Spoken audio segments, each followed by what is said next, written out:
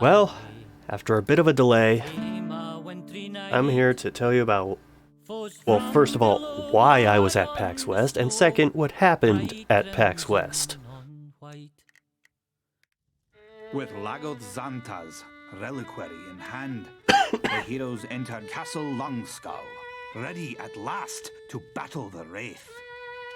But how could they keep him from stealing the blood of Athelrud when they were wrong about who possessed it? Okay, now I remember where we are. So, PAX West took place in Seattle, Washington, a place I had never been before. And before PAX West, the furthest west I had been was Denver, Colorado. So I've never even crossed the Rocky Mountains before. The primary reason that I was going there was because when I went to PAX East, I was there primarily to meet up with Casey Mongelo and Kira Buckland alongside my friend Jeremiah and help out with a panel they were doing about the redub of Bloody Roar 2. Well, as it turned out, they also got invited as guests to PAX West. So naturally, they proposed the idea of doing the redub panel there as well. Well, PAX West said, okay, sure, you can do that.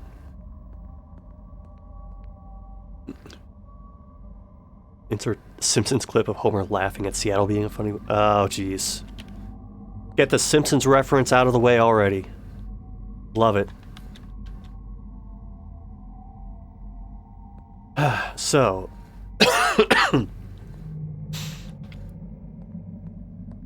So they start floating the idea of, like, what if I came to PAX West as well? And I'm thinking, okay... how much is that plane ticket gonna be? And, I don't remember the exact figure for it, but, a lot. It was a lot. It was, I think, just north of, like, $600. But, with a little help from my friends, I did manage to, be able to afford to fly out there. And ironically enough, I flew out there on Air Alaska, or is it Alaska Air? One of those two. The reason that's ironic is because Kira Buckland is from Alaska. Now, I forget. Am I able to open this door? No, I'm not.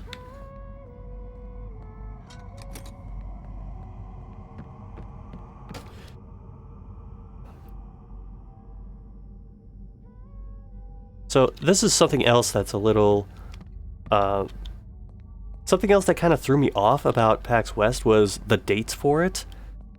I'm used to cons running from like Thursday to Sunday, but I guess because of Labor Day, PAX West was taking place from Friday to Monday, which I was flying out Monday morning. So, oh god, I forgot those music stings still happen. I was flying out Monday morning, so I was still going to, like, miss some part of the con. But, like, even so, it was still worth it to fly out there. So, I get to the airport on Thursday. And, hey, H2O Masked Man. Thanks for joining the stream. You'll be coming up in it later. So I get to the airport, and I'm in line for the security checks and shit, and directly behind me in line, there are these two parents, and they have 3 children, and I hate absolutely every single one of them. There's this one kid who's running around, refuses to stand still, and is touching everything and putting his mouth on everything. The other son is yelling at the child next to him to stop putting his mouth on everything. And I think she was the youngest one. The daughter is like flipping up her dress And I'm thinking, for the love of God, please do not let them be on the same plane as me. And thankfully they weren't. Also, they got pulled out of line to do this fast check thing, so I didn't have to put up with them for much longer anyway. But as for the flight itself, I kind of lucked out. Because I always try and go for a window seat when I fly. And that happened this time. And then there was a person sitting on the aisle seat. But the person who was sitting between us apparently just didn't show up or couldn't make the flight. So, we had the armrests all to ourselves, which made for a pretty comfortable flight.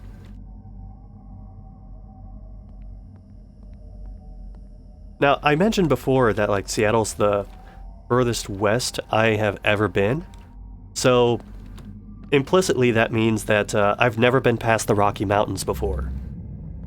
And this flight was, like, a bit mind-blowing for me because I had never, like, gotten A, that close to the Rocky Mountains, much less B, flown over the Rocky Mountains.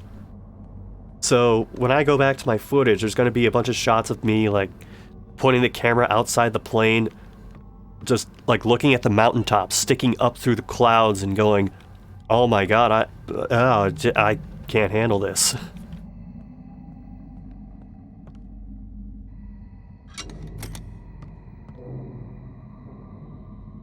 But otherwise, the flight is pretty uneventful. I spent most of it playing Monster Hunter Rise. I know that's really out of character for me, but I mostly did like the single-player follower quests, and wound up knocking out like a ton of those, both on the way to Seattle and on the way back home. Thankfully, the Alaska Airlines, I'll get it right someday, their seats have like plugs in the back, so I could plug the adapter in and then just play the Switch as long as I wanted. And I will remember at some point where the hell I am in this game. Oh! Tigeru Chimaru, I don't know if you're listening or not, but I just want you to know that when I was in line at the airport, I thought of you. Because I mentioned the shitty kids that were in line behind me, but in line in front of me was a person wearing a shirt that said Cock Orthodontics in Dublin.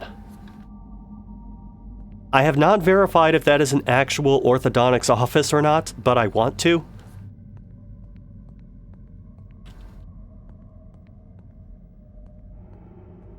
And I'm sure that the moment you hear this, you will do your own investigative work yourself.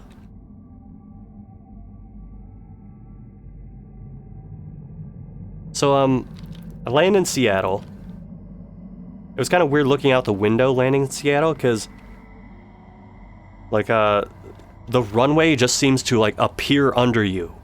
It looks like you're gonna land on a bunch of people's houses, and then there's just, like, a runway that appears. But, we land at the Seattle airport, and then, I go out to, like, the rideshare area to get a ride to the hotel, and it is utter chaos. So, there's like, I want to say maybe 2.5, 3 dozen parking spaces where, like, rideshare cars are supposed to go in this S-curve and then pull in and then pull out. But everyone keeps blocking each other. And, like, it also ends up blocking the view of other rideshare cars from people who are looking for them. So my ride has to, like, make an extra lap so that I can find him. And I only found him because he got pinned behind another car, and I was able to just wander around the parking lot and find him. But eventually I meet up with him, and managed to get a ride to the hotel I was going to, which was the Grand Sheraton Hotel. And I had to, like, triple check the name of the hotel, because there were multiple Sheraton hotels. And in fact, there were multiple Hyatt hotels in the area as well. This becomes a problem later. But I get to the Sheraton, and I end up hooking up with Casey and Kira, and we head up to the room. And then begins, I don't want to say it's a tradition, but it is something that usually ends up happening, which is like an informal gift exchange of sorts. So, sorry, I'm trying to remember where I am.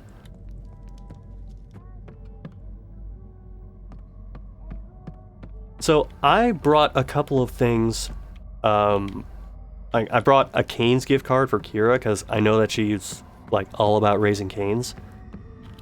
And then, for Casey, like, the thing that Casey and I do is kind of similar to what, like, me and the RCG guys will do, which is we'll find something and latch onto it and just make it, like, an ongoing running gag of sorts until we just, like, suck all the humor out of it. And one of those things is a fast food restaurant called Rax. So the quick and dirty version of this is Rax was basically Arby's through like the 80s and early 90s. Arby's was in fact one of their biggest competitors.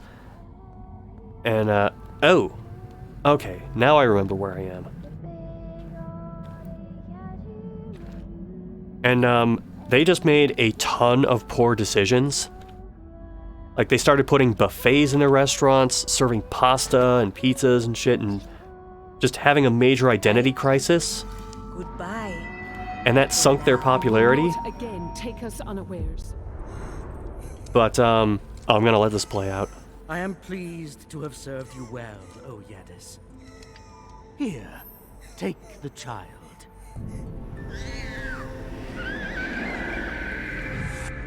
I have her. Now, you have visitors. Deal with them. You? Again? How did you escape Saxolf's devices? Oh, never mind. I don't care how. All that time striving to rescue ancient axes and stripling princes, while I found the true prize wandering alone in the snow. Poor lost Clara. Who would have thought she was the key to everything? You're right, Blondie. That was the screaming child from the airport. So anyway, Rax's popularity is waning, and then they say, we know what'll fix our situation. We'll never kill them all. We will get a mascot. By the way, how's the frame rate look on this? I need to know if I should turn down the settings.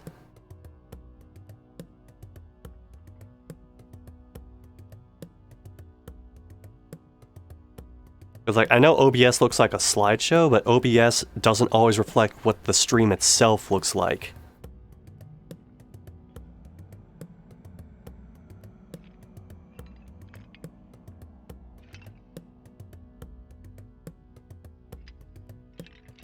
Actually, I guess I could just load this up on my phone and then check it there. Choppy here? Okay, 1 second.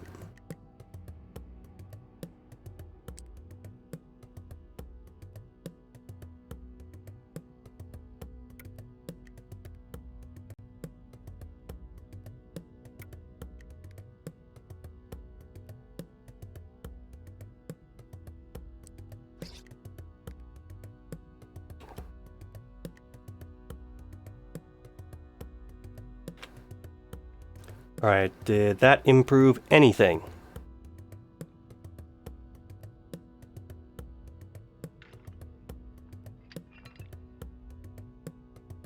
If not, I might just power through it because, like, this is one of those instances where the video itself isn't as important.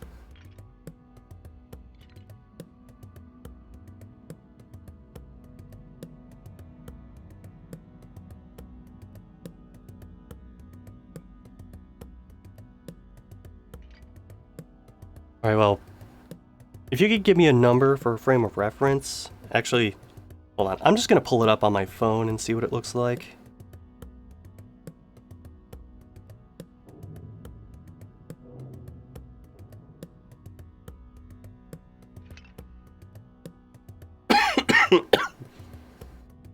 Excuse me. Okay. That's better than it looks on OBS. On OBS, it's like 1 frame per second. It's just because there's a ton of visual effects on all of these enemies. So, back to what really matters, which is Rax. Rax says, I know what can get us out of this bad situation. We'll get a mascot. And that mascot's name was Mr. Delicious. And I could try describing Mr. Delicious to you, but instead, I think I'll just load up a picture of Mr. Delicious. This guy has been living rent-free in Casey and my heads for several months now.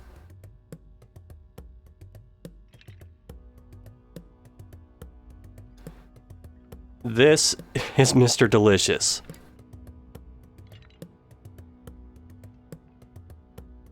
So, Mr. Delicious is a miserable middle-aged man who likes talking about how shitty his life is, but how Rax is delicious. He is like one of the most unappealing mascots I have ever seen. And, his catchphrase is Dickety-dee. He has apparently had falling outs with his wife. Woken up after a day of drinking at a bar called the Rusty Anchor. He has, oh shit, I'm trying to think what else he talked about in the commercials. He's basically like Nihilist Arby's before Nihilist Arby's. And this mascot was so successful that 3 months later, Rax filed for bankruptcy. Rax went from having like hundreds of locations across the US to, I think now they have 5. So I told you that story to tell you that one of those Rax locations is within an hour of where I live. And when Casey found this out, they were like, dude, can you bring me like a wrapper or something from this Rax? Like, I need something just to prove this is real. So about a month before PAX West, I make the drive out to Rax.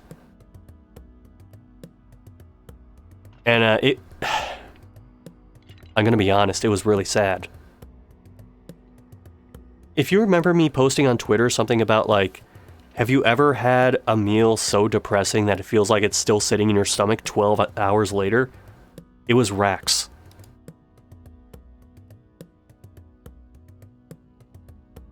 So here, 1 second, this is a very large image.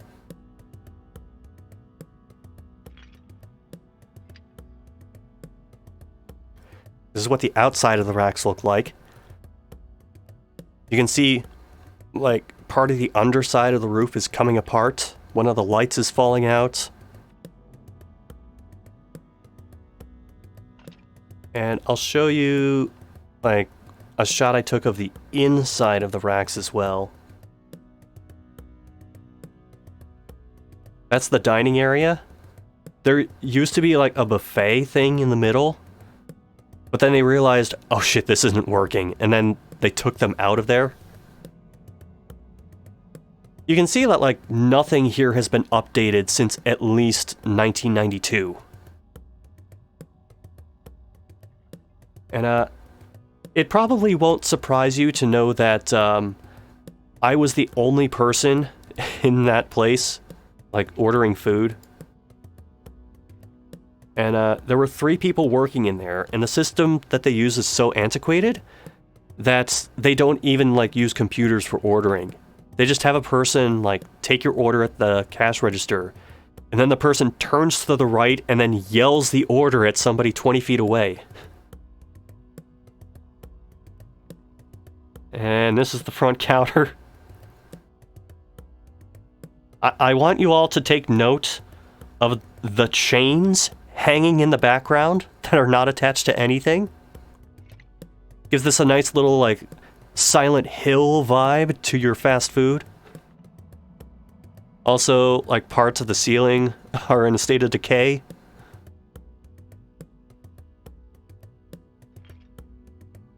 Ah, jeez. And then, like, when I got the food, like, the meat was all, like, lopsided and the bun was smashed, and it was one of the most depressing fast food meals I've ever had. You know, H2O Masked Man, you put that perfectly. This looks like how clinical depression feels. So anyway, I eat there. I get, like, a combo or whatever they call it. And then, I hold on to everything, except for, like, the paper bag. Because I think they're in such a state of decay that they're just reusing, like, whatever they possibly can. Oh shit, I didn't even show you this photo. This really helps get across the state of decay. This is their napkin dispenser. I don't know how long it's been like that, and I don't want to know.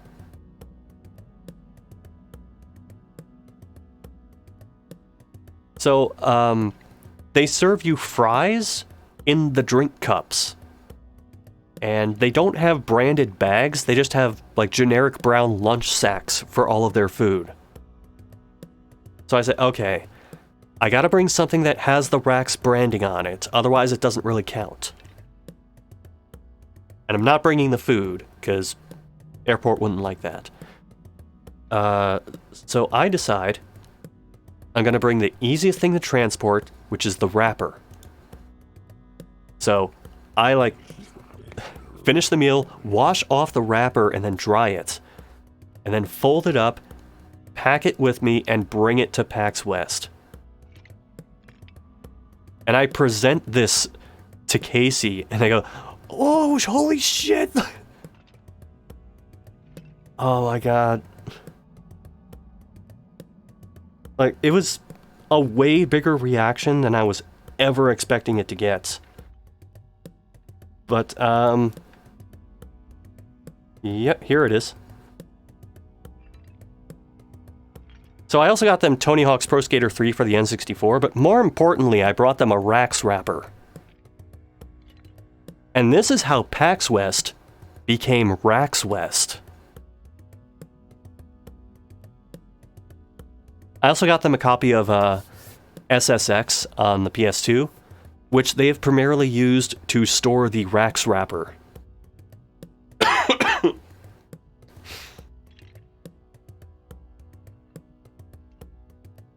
Okay, we got past the Rax saga. I gotta remember where I am in the notes now. Oh, right, so whenever I mention something that's, like, kinda cringy or disturbing, Kira will sometimes take a fascination with it and start doing a deeper dive on it. And that's what happened with Rax. Because we explain all of this to her. And then her natural reaction is to look up the Rax location I went to and start pulling up reviews. So she finds and does, like, dramatic readings of them. At some point, I just start playing, like, background Halloween music for it. And then she has me read a couple of them too, because I guess I have experience reading that sort of shit. But, I can't remember the details of most of them. I just remember one talking about how, and this is how it was phrased, the meat was humping up in the middle. Still don't know what that means.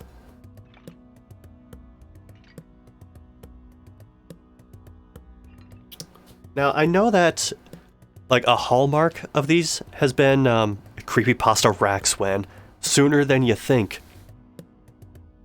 I know a hallmark of the last couple of recaps has been, like, me talking for half an hour about how shitty the hotel was, but this hotel was actually good. This was a really good hotel.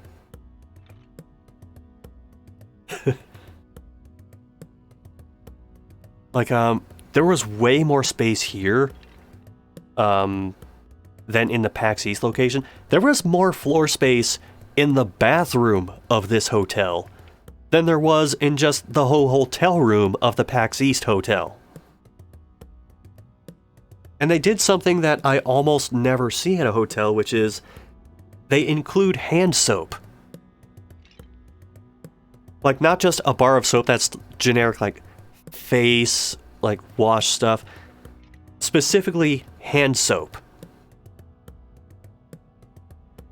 Usually I have to, like, bring that or buy it from a drugstore or something, but no, they had it. And they restocked it.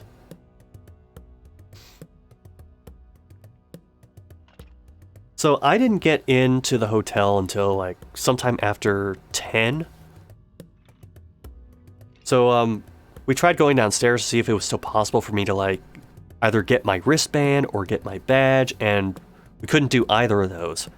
And in the process, we meet these 3 guys who are, like, kind of wandering around trying to get a gauge for what the floor plan for this place is. Apparently they were from Canada. And, they asked, like, where we were from, what we were doing here. They apparently didn't notice that, Casey and Kira already had their badges, and they said, special guest on them. Remember that for later. I'm gonna do that a lot in this. Remember that for later, because shit just keeps coming back to haunt us later in this event. I should probably actually play the game at some point, but I need to remember how to approach this boss.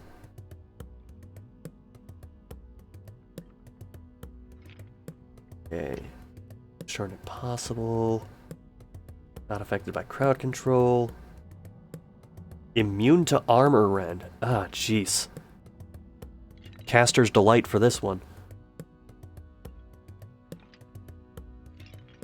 So, because I got in so late, that also limited food options, which I hadn't eaten in a while.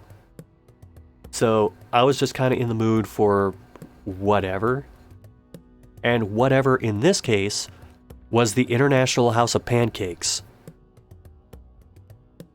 So we wound up door dashing Belgian waffles. And that was my dinner.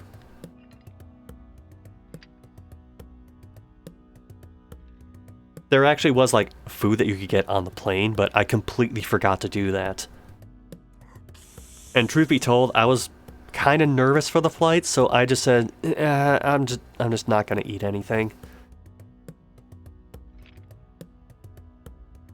So Friday comes, and we're all ready to go.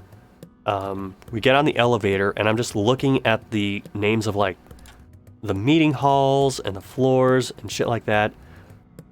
And I swear out of the corner of my eye, one of them says, shithole. So I look a little closer, and obviously it doesn't say shithole, but it says shilshole. And I think, oh, okay, that's probably just me and my degenerate mind doing that. But on 2 separate occasions, for the rest of the weekend, we end up in the elevator with someone else who also looks at that sign and goes, oh, I thought that said something else. And you know what they were thinking.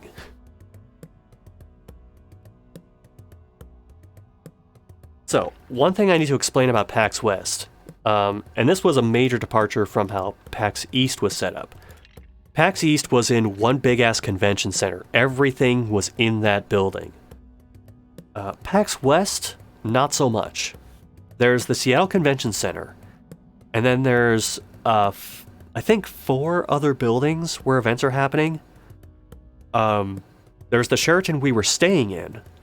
There's a Hyatt, and then I think there's another Sheraton where stuff is happening that's like a couple blocks away, and then there's another building if I remember correctly, there were 2 Hyatts that were part of the convention, and then there was another Hyatt nearby that wasn't. So when people were trying to figure out like where everything is, they would just see Hyatt, and sometimes end up going to like either the wrong Hyatt that's part of the convention, or the Hyatt that's not part of the convention at all. So there was definitely a bit of confusion regarding that. And that led to us like constantly checking, okay, which Sheraton? Which Hyatt? Are we sure it's that one? Oh, thanks H2O. Grand Hyatt and Hyatt Regency, yes. And then the Hyatt at Olive 8 was not part of PAX. This isn't the only convention I've seen that does that. Anime North, last time I was there, had 3 separate buildings. There was the Toronto Convention Center, the hotel across the street from it, and then a Sheraton that's like a couple blocks away from that. But this is the first one I've been to that had like 5 separate buildings, all as part of the same event. I'm sure you don't mind if I focus more on the story than the combat. But, alright.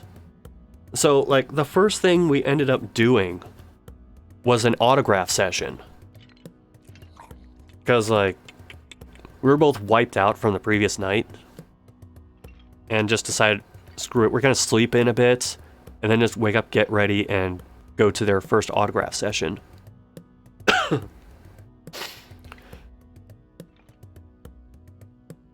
So, the way PAX East versus West handled the, oh, there used to be more theaters and hotels involved? Oh, geez. How did you navigate that shit? I would be so lost. I mean, I'm glad they scaled it back, but jeez. Anyway, first autograph session comes on Friday. We slept in a bit, just so we would, like, have enough energy to get through that, and then still have time to do stuff afterward.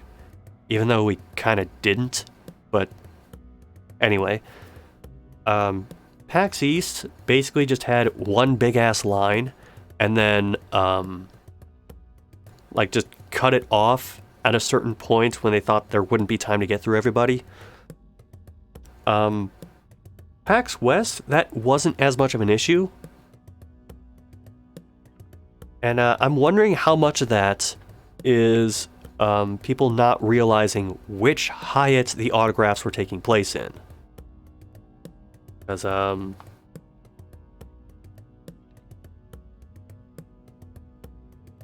I had a thought, and then it died faster than these skeletons. But anyway, I can't remember if the autograph session there was for an hour and a half or 2 hours. I think they were all 2 hours. But, there were actually, like, not as many people in the line. So, like, people were taking their time, like, chatting a little bit with people they were getting autographs from. And Casey comes across these fans of Bug Snacks in the line. And they start having a conversation that goes on for so long. One of the enforcers comes up to me and says, you know, can you tell them to, like, cut this conversation off because there are still people waiting in line. And when he says people waiting in line, there was one person waiting behind them. And I can see in their hands that they're holding, like, this folded out box for a Funko Pop. And the thing is, I don't know how it is for other VAs, but Casey and Kira have started, like, not liking autographing Funko stuff because it would constantly end up on eBay. But I do, like, tell them, okay, if they don't stop soon, I'll tell them to cut it off. But thankfully their conversation ended, and then there was this awkward situation with a guy wanting, like, autographs for Funko stuff. And Eventually that gets resolved. I don't know the specifics of what happened. But the autograph session ends, and then, oh, actually, I forgot. So, they have all these prints laid out on the table, and some of them are joint prints. Like, Kira and Casey have a joint, JoJo's Bizarre Adventure Stone Ocean one, because they both voice a character in that. They have a joint, Final Fantasy... Is it called The Bravest? It's one of the mobile games. They both voice something in that. And they have a joint print of Bloody Roar 2 for the redub. Somebody actually purchased one of the Bloody Roar 2 prints. And I just want it to be known that between PAX East and PAX West, more Bloody Roar 2 redub prints were sold than Final Fantasy the Bravest prints. So, go fuck yourself, Square Enix.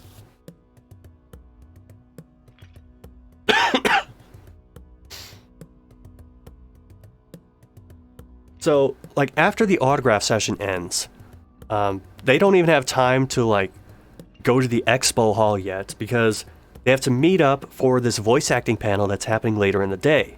And it's a joint panel involving them, Feymata, Christian Lamont, and a group of Team Fortress 2 voiceover guys.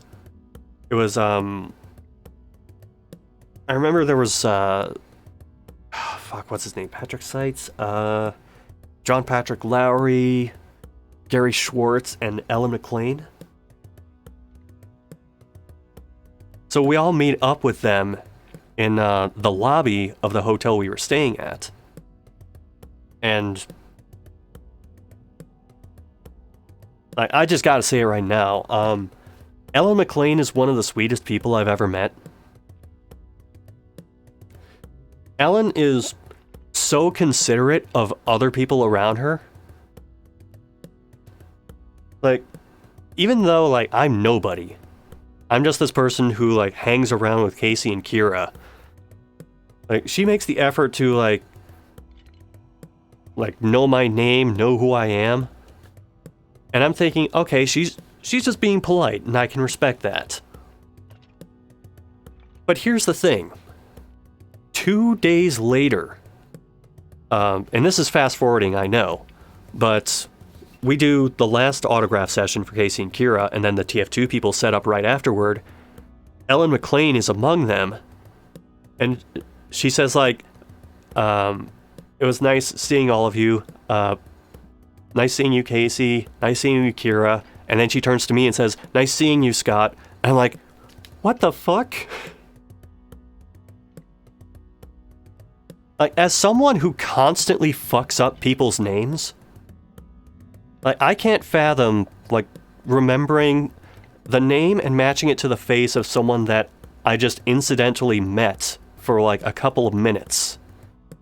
Like, more than half an hour apart from when it happens. Much less days apart from when it happens.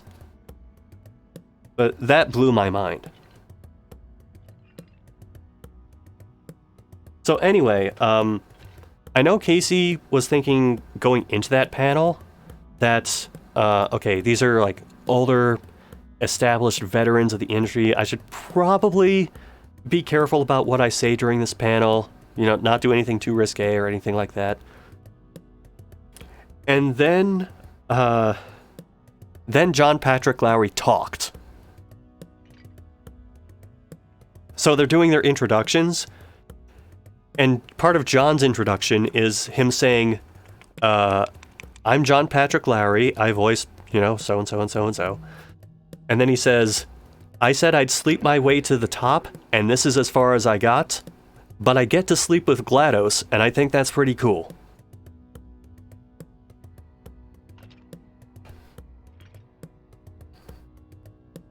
Also, this is the panel where I learned that the term for people from Seattle is Seattleites.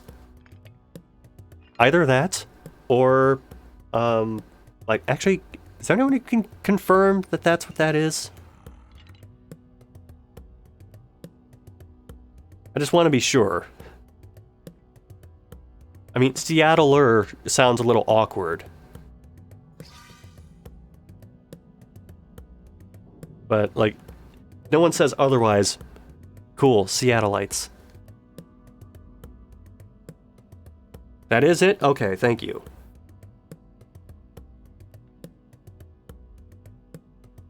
Something else I learned during the panel is, Ellen McLean, like, during a question where they were talking about, like, foods or drinks that help with voiceover, Ellen McLean recommended sweet tarts for, like, helping with lip smack sounds.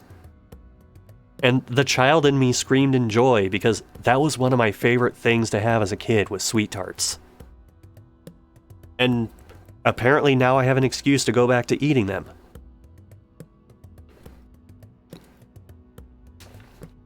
Alright, I've been sitting at this boss screen way too fucking long. Away I I need to actually do something with this.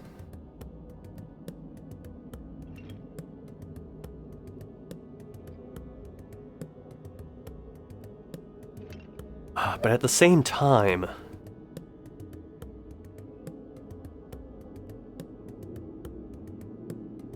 like, if I kill any of them, they're just gonna reanimate on the following turn. So what I probably should be doing is going after him. The issue is he's immune to armor rend.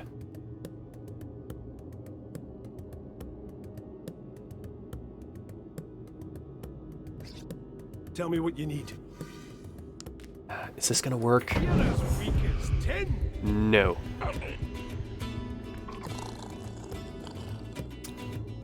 Okay, we're gonna do this. Actually, no. Orders? Yep. There we go. Pardon? Because that'll boost his armor. Ready. Ready? I suppose. Ready.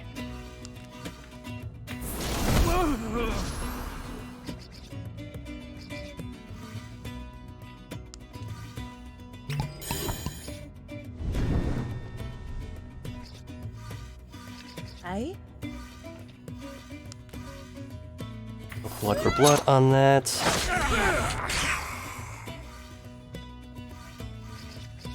Command me. Again. Yes.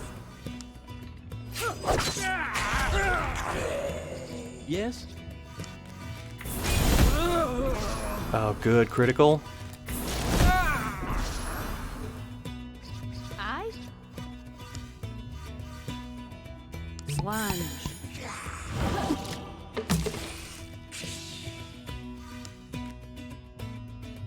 And let's see, what's the range on this? Yeah, that'll work.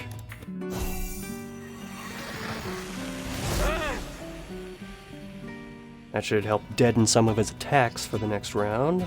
Aye. Well, stick in my skin.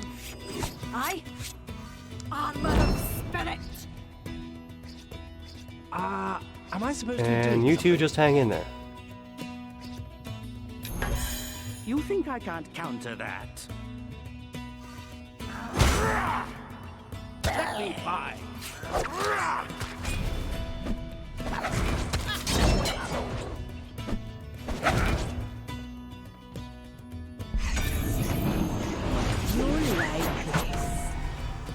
Alright, so now there are even more video effects on the screen, which means this is going to lag even more.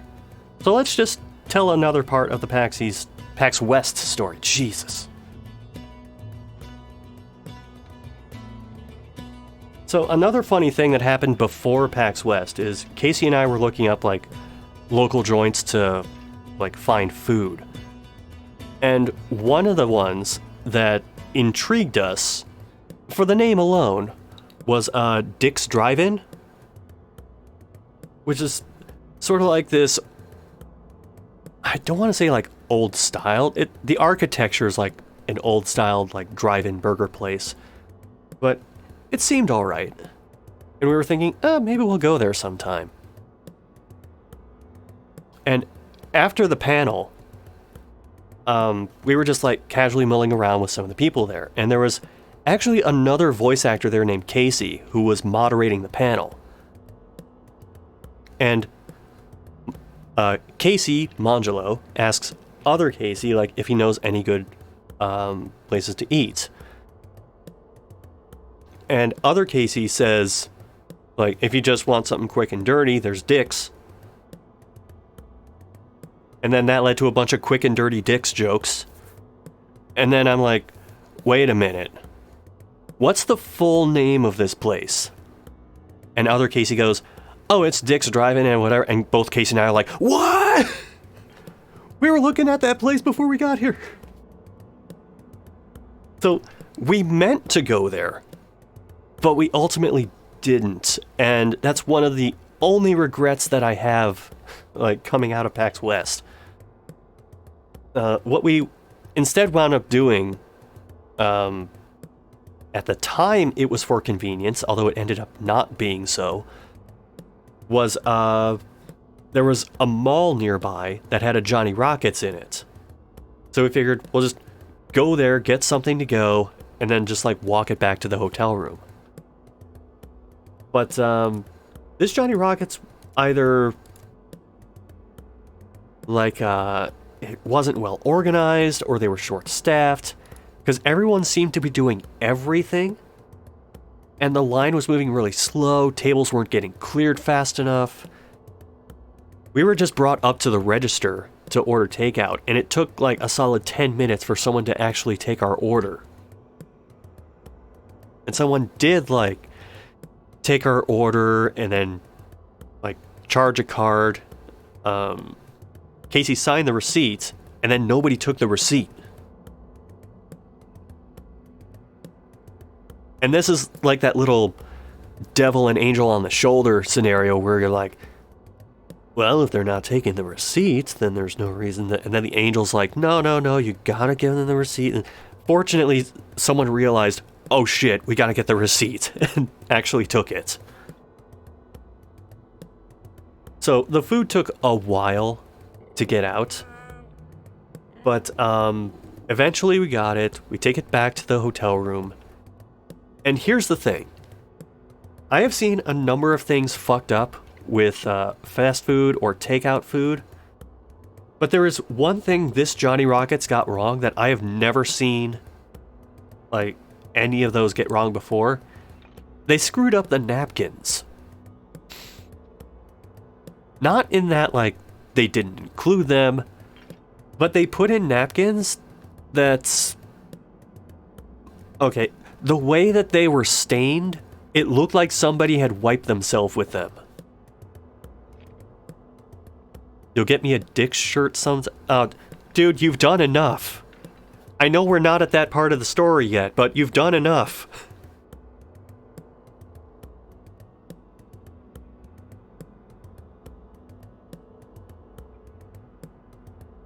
So, once we actually have the Johnny Rockets, we both went into a food coma. Because Kira was out, like, meeting up with friends and going to this, like, hot pot place with, I think some of the other VAs that were there as well. But eventually we wake up and it's, like, 10:30, 11 p.m. We, like, never got to the expo hall on Friday.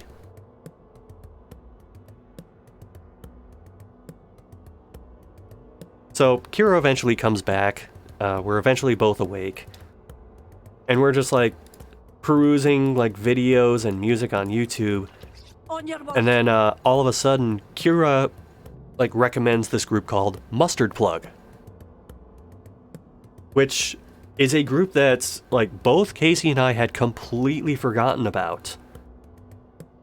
But like we played this one song from them called Beer. And it's like awakening an ancient memory for both Casey and myself of like, oh, that's Mustard Plug. And as this song is playing, Casey just happened to be loading up Bloody Roar 3. So this song is playing as the intro is going on. And we're hoping like, please end right as the intro sequence ends. And it doesn't. But instead, the song ends right as the title screen fades in. So it's like the next best thing to perfect timing.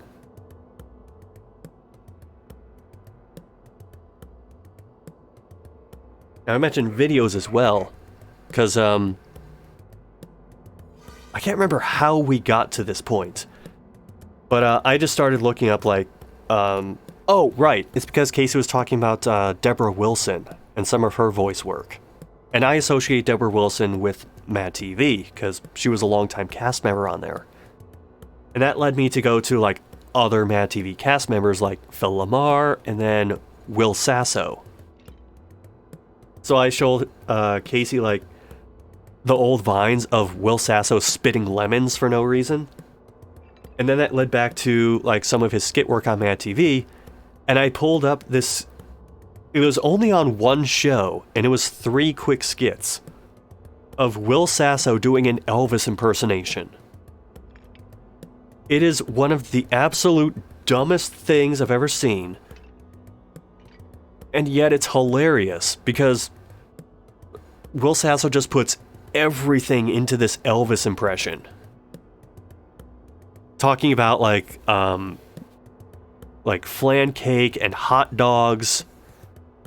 And like every skit, it just starts as a casual conversation with him and these 2 roadies in the back of a limo. And then it ends with him just out of nowhere saying like, there's one skit where he says a hot dog told him that the Braves were going to win the baseball game, and then they did. There's another one where he talks about how he met a lobster who was Richard Nixon, and they all ate him. And there's another one where he mentions that the hot dog told him he was gonna die on the toilet. So we're just watching all of these skits, and for the rest of PAX West, Casey and I would just randomly do Will Sasso's Elvis voice at each other. Talking about like hot dogs and flan cakes and burgers and shit like that.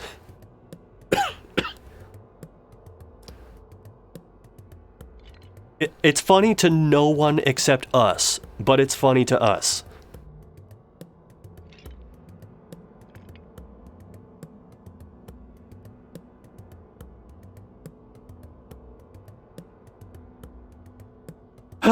So, sorry, I need a water.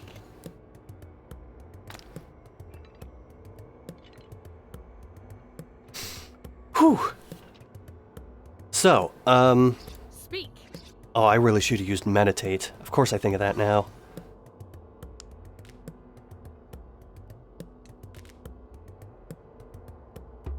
Anyway, Yeah? if it's not immune to armor rend, would this work? That does work. Okay, good. Nope, no it didn't. It worked for a moment, and then it remembered. So, something that I brought with me to PAX West was my PS3. Because, Casey had some things that they could do to my PS3 to kind of optimize its performance, because it's getting kind of old, it wasn't running as well, and Casey got it running, like, really nice. And, like, just as a test, we were playing Project 8 on it. Tony Hawk's Project 8. And, Casey knew how to trigger the debug mode in that, which caused all sorts of weird shit to happen. Actually, before even triggering debug, Ready? I was playing as Rodney Mullen, as usual, and just seeing if I could get anything weird to happen by, like, flipping upside down and landing on Rodney's head. And for whatever reason, that caused him to, like, hit the ground, and then, like... You remember, like, the cartridge tilting videos for GoldenEye, where, like, characters just, like, spiral into infinity and shit? That's sort of what he did for this one crash. I couldn't get it to happen again, but, man, I wish I was recording when I did that. But then Casey gets debug going. And then all the weird shit starts happening. Like, I was standing still with Rodney, and I tried moving, and the animations work perfectly fine, but the camera stands still and the board doesn't move with him. So he's skating on an invisible board. And I'm just doing all these flat ground tricks with him, and it just looks like really bad dancing what he's doing.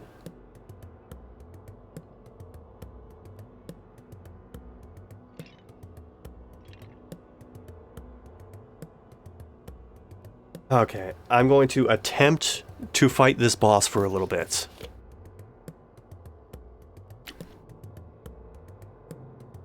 But once I do, we'll be on Saturday. And I think that's like one of the points where I have the most to talk about. So, I need to rest a little bit leading into that. Ready. On your word. Cheers.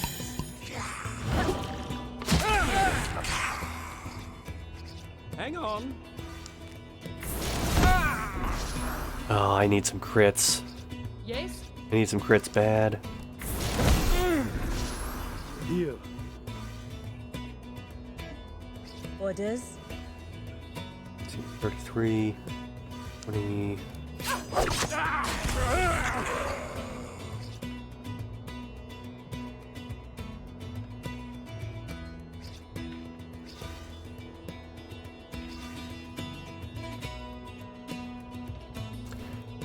She might die. That's no good. Uh-huh. Ready. Here.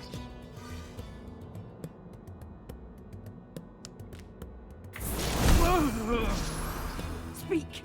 Yeah?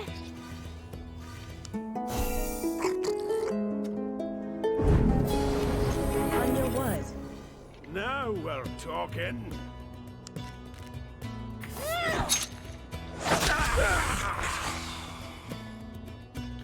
Okay, we at least got him under 300. That's something. Tell me. Ready. Okay. 96 is going to be my target.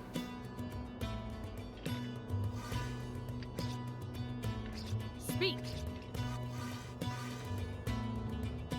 Ready. What are we doing? I am getting nothing for crits.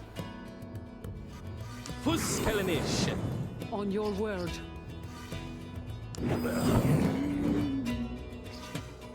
What should I do? Down the hatch.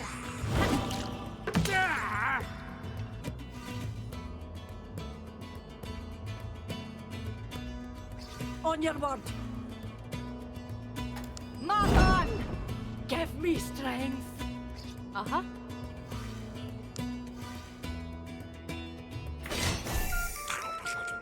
Invigorating. Speak.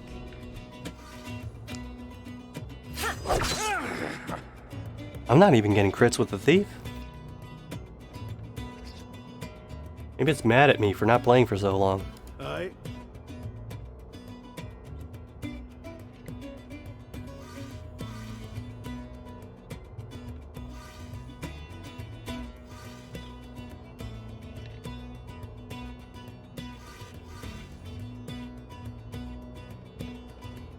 Orders.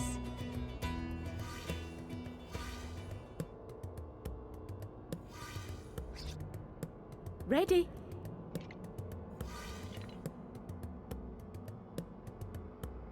I don't like throwing away action points, but oh well. All is going according to plan. Let your general pass.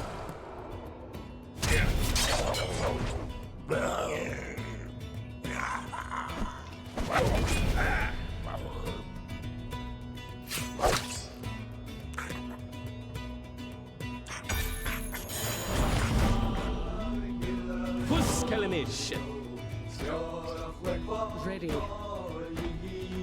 Ah, shit, I gotta end this fight quick. But first, Saturday.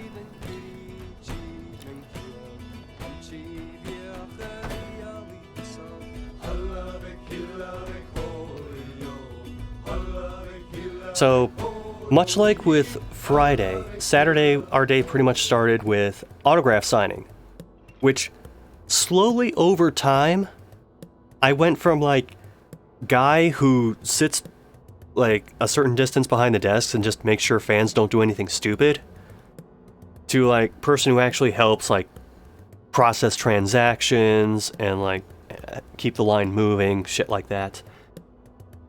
And this time, I was actually the person who wound up like, because the hotel internet and Wi-Fi was like kind of I wound up using my cell phone as a hotspot. And that was both for Casey and Kira to process transactions. Christian Lamont was there. I don't know if he was using the hotspot as well.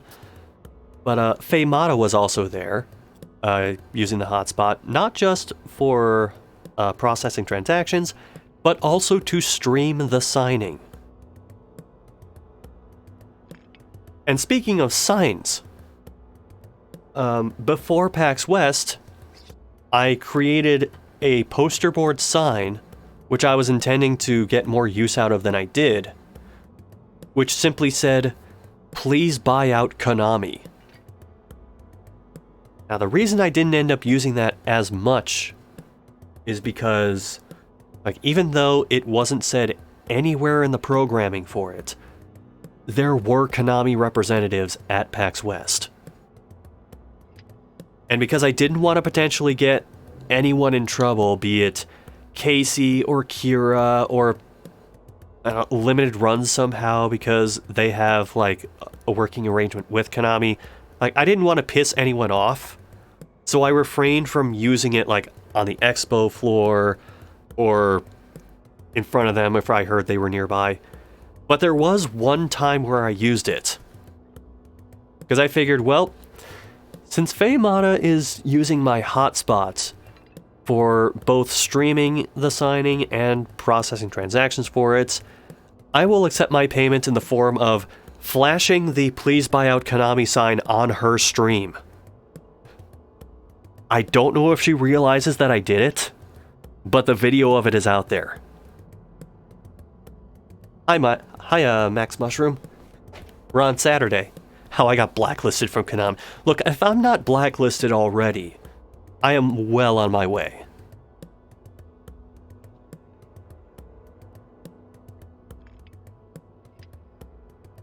So, Saturday was the strangest day of the autograph signings. Because, like, we're at the autograph table with all the prints in front of it. Casey is on the right side. I'm on the left side. Casey is the one who's, like, actively engaged with everyone, and I'm just kind of, like, a bit removed, like, a little further away from the desk. Just looking at this program used to process transactions. Excuse me. And this fan walks up to the table and sees Casey's Pokemon prints. Because Casey voices, I think their name is Alistair, the Ghost Gym leader. And they also voice, like, Score Bunny and all the evolutions of Score Bunny. This fan looks at me and says, "You're the voice of Score Bunny?" And I go, no, and I point over to Casey, and then Casey does the Score Bunny voice.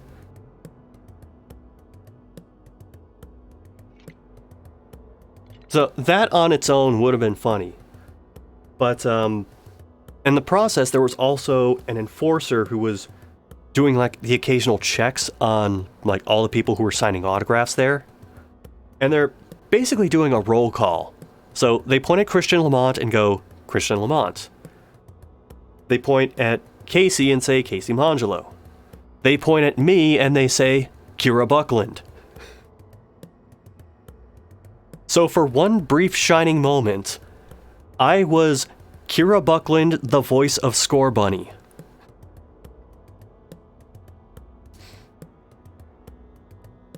Also during this, Saturday was the day that I wore my Kung Fury shirt.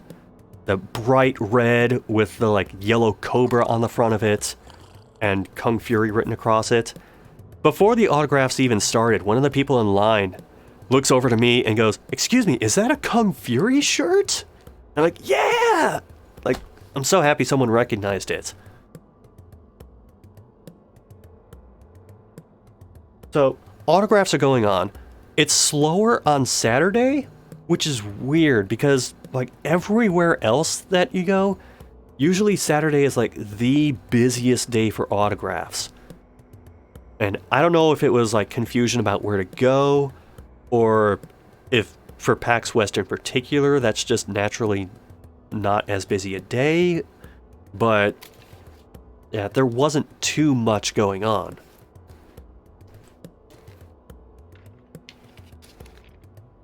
But time goes by, and I'm kind of not really paying attention to what the line is doing.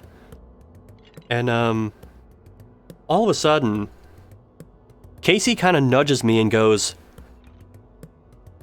is that guy in line wearing an SCXCR shirt?"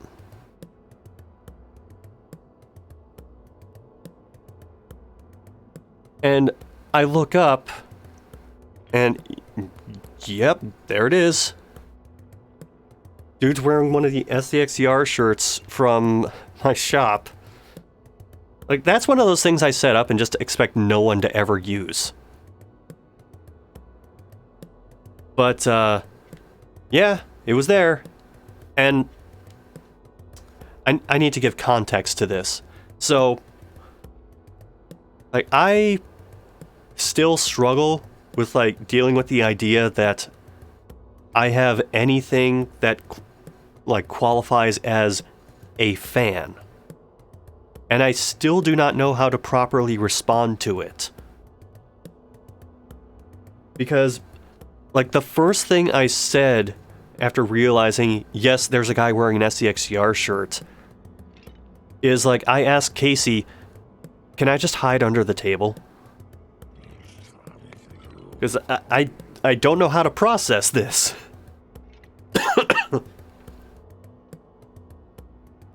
But sure enough, guy makes it up to the table, and that guy is, by the way, H2O Masked Man from the chat.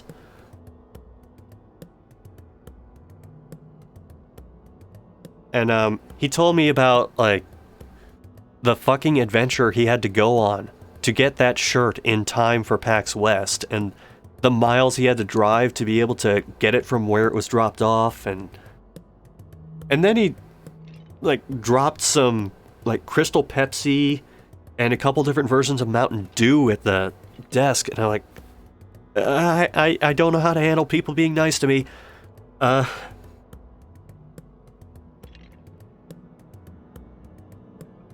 God, I really need to learn how to interact with fans better. But I was just so taken aback by it. But, the drinks were certainly appreciated. Like, I had the Crystal Pepsi that night, and it was actually pretty good. And I'm not usually a Mountain Dew person, but, one of them was, Mountain Dew Gingerbread Snapped, the holiday one, which it threw me off that it was clear when I poured it, but it actually didn't taste too bad. And then there was the Typhoon, which was also pretty good. It was basically like fruit punch. The reaction was worth the cannonball run you had to go on to get that shirt. I hope so. I hope the photo was worth it too. And the whole while, Casey is just kind of, like, surprised that someone went through the autograph line to get to me.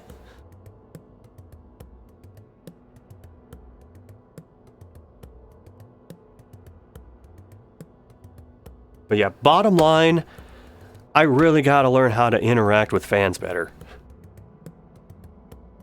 I don't even like using the term fans. Just people who watch my shit. I know that's not as convenient to say, but it feels more accurate somehow. If you want that pic, let me know and I'll send it to you some... Oh, sure, like, if you just want to @me on Twitter, or... shit, like, I don't know, post it on Imgur or something, and I'll download it, whatever. Or actually, if you want to send it to, the business contact on my YouTube channel, like under the About section, that works too.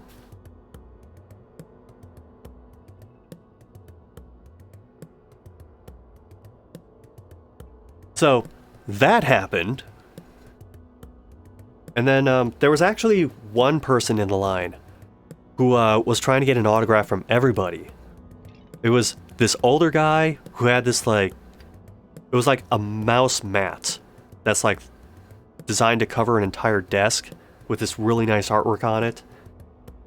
And he explains that, like, he's an English teacher who has been using video games and, like, the stories told in them for his classes, instead of, like, you know, a bunch of books that kids wouldn't give a shit about. And he was, like, telling all these stories about, like, the things he would do with his classes, and they're like, oh, that's pretty cool.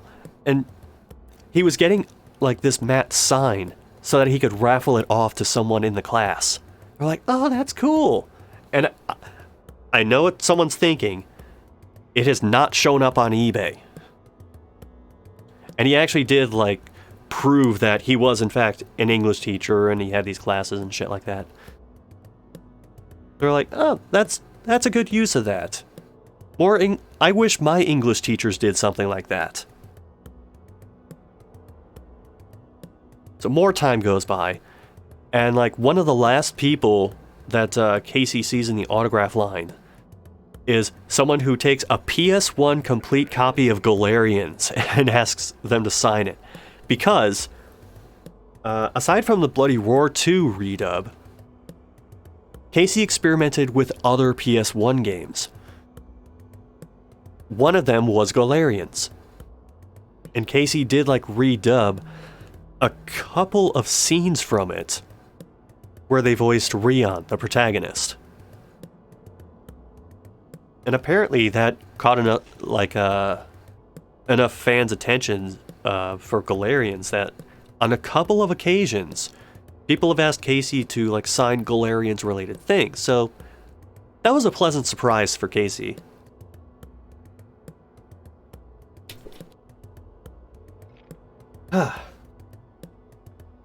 Alright, I'm gonna finish talking about the autographs and then give my voice a little bit of a break and actually fight the boss.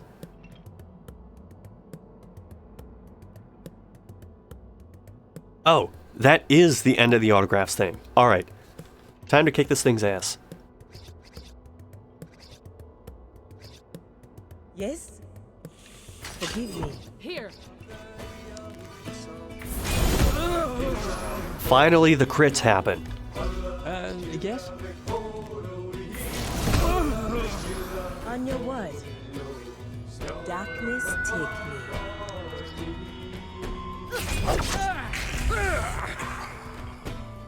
The crits are coming hard and fast now. Am I supposed to be doing something?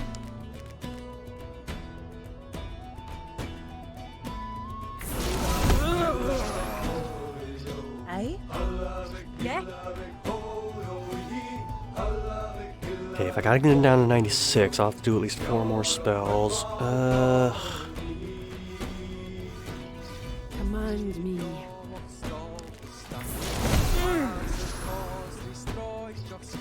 Ready? I suppose. Good crit. Good crit. Yes? Ready. Speak. Die.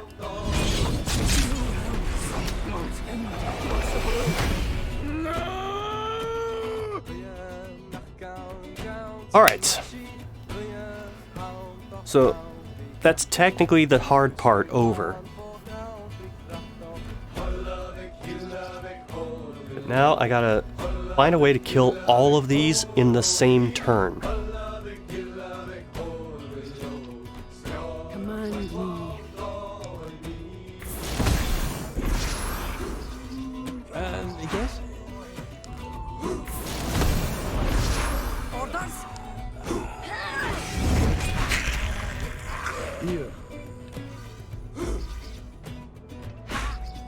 On your Oh, way. I gotta be careful.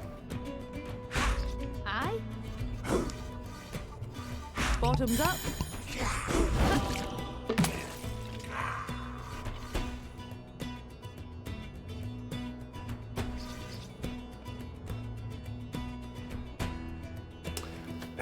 She's gonna take 23 damage.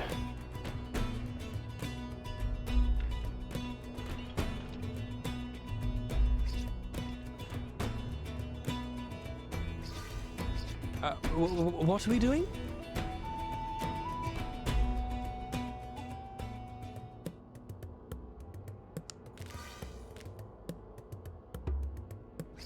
Ah. Yes. Orders. Yep. Oh, now I'm torn on what to do. On your You know right. what? I'll play it safe. Strength grow. Speak. Hang on.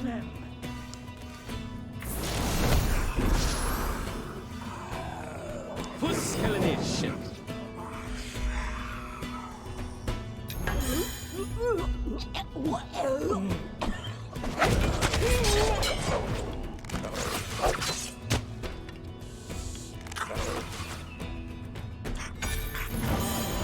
Alright, so if I don't get him this turn, those arrow volleys are gonna wipe out my casters.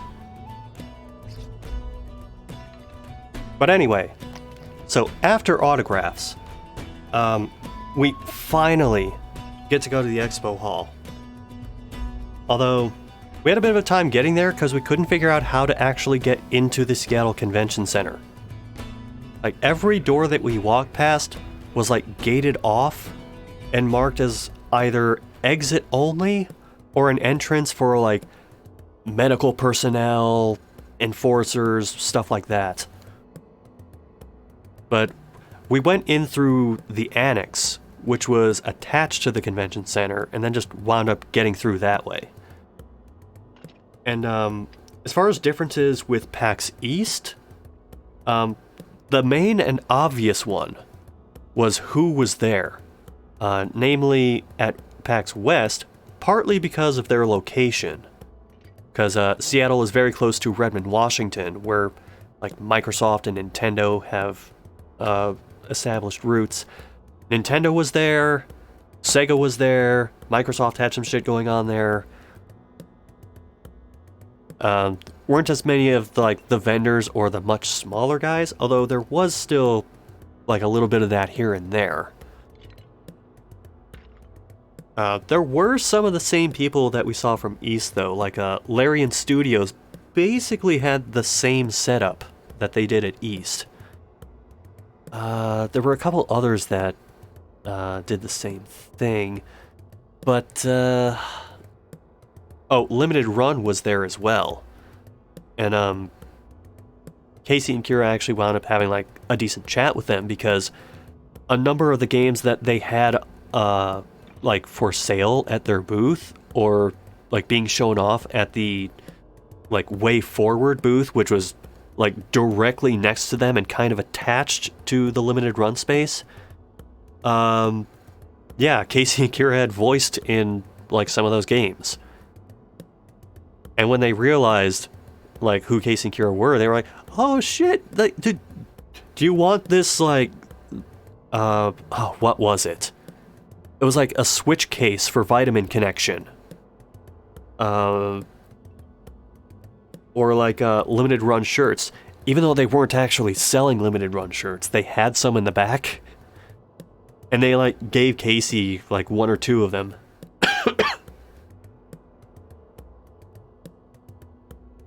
So yeah, they like chatted with the limited run people. They had a good conversation with like one of the founders of Way Forward, who was there like showing off some of their games. And this is kind of what I did for a lot of Saturday, was I would be with Casey and Kira and just like hearing conversations with like other VAs, other developers, other publishers. And as this is going on, said co-founder of Way Forward turns to me and says, is that a Kung Fury shirt? And I'm like, yeah! 2 times Kung Fury was recognized.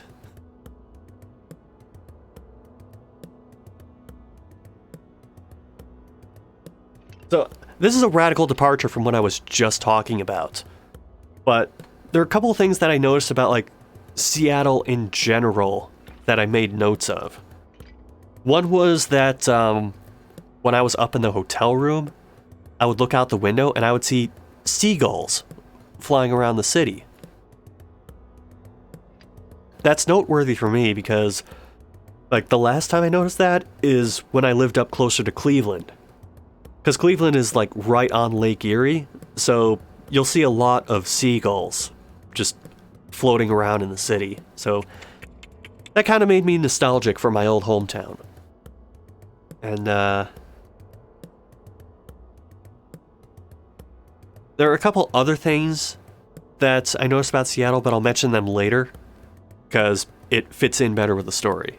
But eventually we go back to the hotel room just to, like, decompress a little bit, because, like, taking in all of the expo hall at once can be a lot.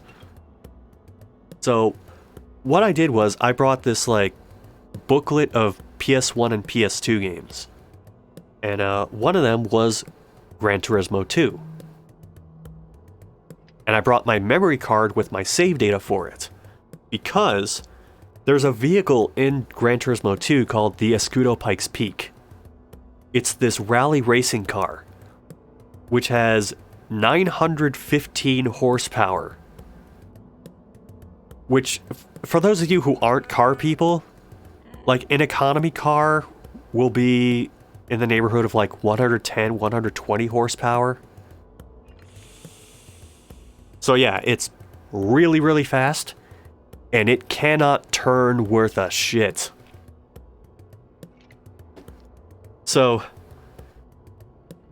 one of the things we did was we just, like, chose tracks that had hills on them, and, like, launched this thing off of them.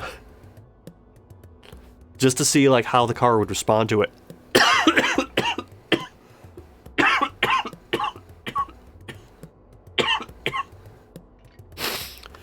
Oh, excuse me. I need water.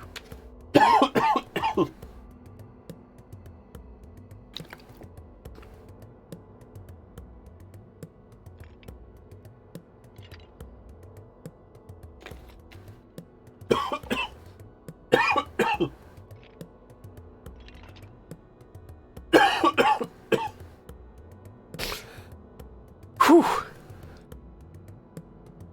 Sorry about that.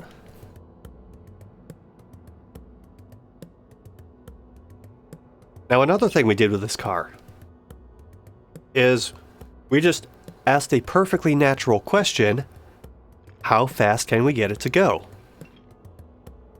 So, we went to the machine test track on Gran Turismo 2, which is this really long oval with banked turns that's designed to help you go as fast as possible.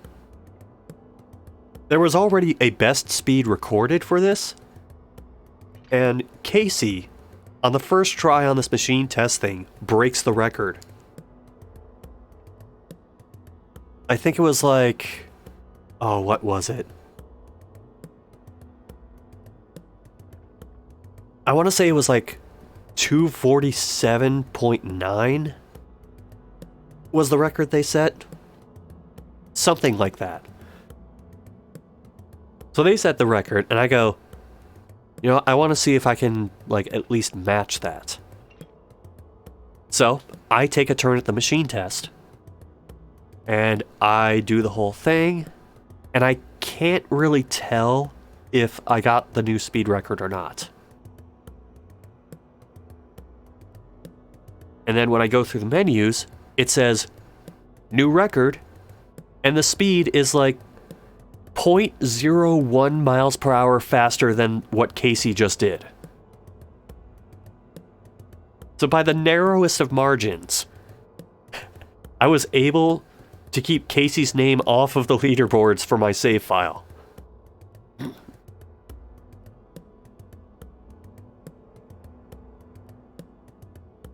So eventually, we get word that like a bunch of people who are like exhibiting at PAX are gonna hang out like away from the convention at this bar called Jupiter. So we say, yeah, sure, we'll go there. Like, even though I'm straight edge, I don't do drugs, I don't smoke, I don't drink.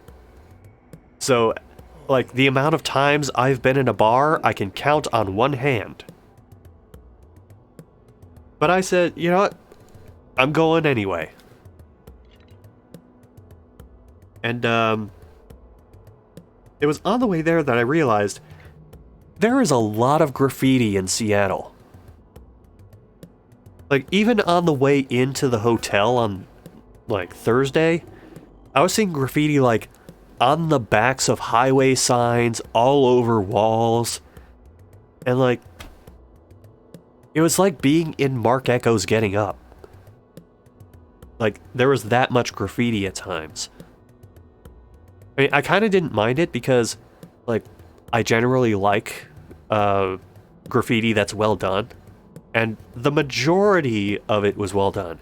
Except for shit like, on the way to Jupiter, there was this person who just, like, wrote in cursive, drugs on a wall. And then that was it. So that, not so much. But the stuff that takes, like, conscious effort and has some artistic merit to it, yeah, I'm cool with that. So we end up at this bar. I don't drink anything, as you might expect.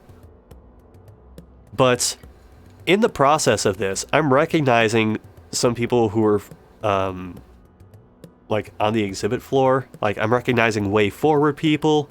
I mean, some of them were still, like, wearing their branded shirts and stuff from the show floors, but Way Forward people and, like, people from various other, like, development and publishing groups. I'm pretty sure I heard things that I was not supposed to, in which I am not going to repeat on stream. But, eventually, as this is all going on, like, it's me, and then Casey to my left, and then Kira to the left of her. And, we're in this, like, booth area that's kind of removed from everything. Because Jupiter is not just a bar, there's also, like, a barcade area in the back of it. They've got, like, rows of pinball machines, they have some arcade machines. They had a Carnival machine, which fucking stunned me, and I was so tempted to just go there and play that the entire night, but I restrained myself. But, eventually, like, we start talking about the redub for Bloody Roar 2. And there's this guy who, like, makes his way over to our booth where, like, people are constantly, like, sitting down, walking in, like, walking out with different people and then coming back. So it's not, like, odd at all to have different people, like, showing up. And he, like, sits down beside me and he's listening in very intently. And he's, like, wanting to know more and more about this. And I'm thinking, alright, so who is this guy? And he does eventually introduce himself. He says his name is Azario, and that he writes for this, like, online publication about video games. And just kind of offhandedly, I go like, oh, that's cool. Like, I used to, like, do editing and write reviews for this site called Operation Rainfall. And his eyebrows go up, and he's like, I used to write for Operation Rainfall. And that's when I realized this guy is Azario Lopez. He's the guy that, like, I edited tons of his reviews and articles, like, way back in the Op Rainfall days. So what eventually happened was, because, like, I never heard about any of this, he moved on to a site called Dual Shockers, and then he eventually founded his own, like, video game news place. And that's what he's working on now. This came completely out of left field for me. And it was weird, because I had never met any of the Operation Rainfall people in person before. Like, at any level. Not the founders, not, like, the heads of any departments, not even, like, the lowly editors, like me. But, he was one of their, like, main writers who would also, like, go out to events and cover them, and that's part of what he was doing at PAX West. And I don't know if he was at the bar just for fun, or if he was, like, looking for stories to cover or what, but yeah, that was just a very serendipitous moment. But that also led to him, like, wanting to know more about the redub. And I'll follow up on that again later, because that's what I'm apparently doing as I try to tell these stories. Now, eventually we get to the point where we, like, gotta go back to the hotel and rest up. And, we walked to this bar, which was a few blocks away. And we were like, do we really want to, like, get a ride back to the hotel? I mean, it's not that far. And that's when we discovered another feature of Seattle, which was the number of crackheads per capita. Because we're walking down the street and we're just seeing people absolutely strung out. And Casey's just like, take the part of the sidewalk that is closest to the street, do not make eye contact, and just keep moving and stay together.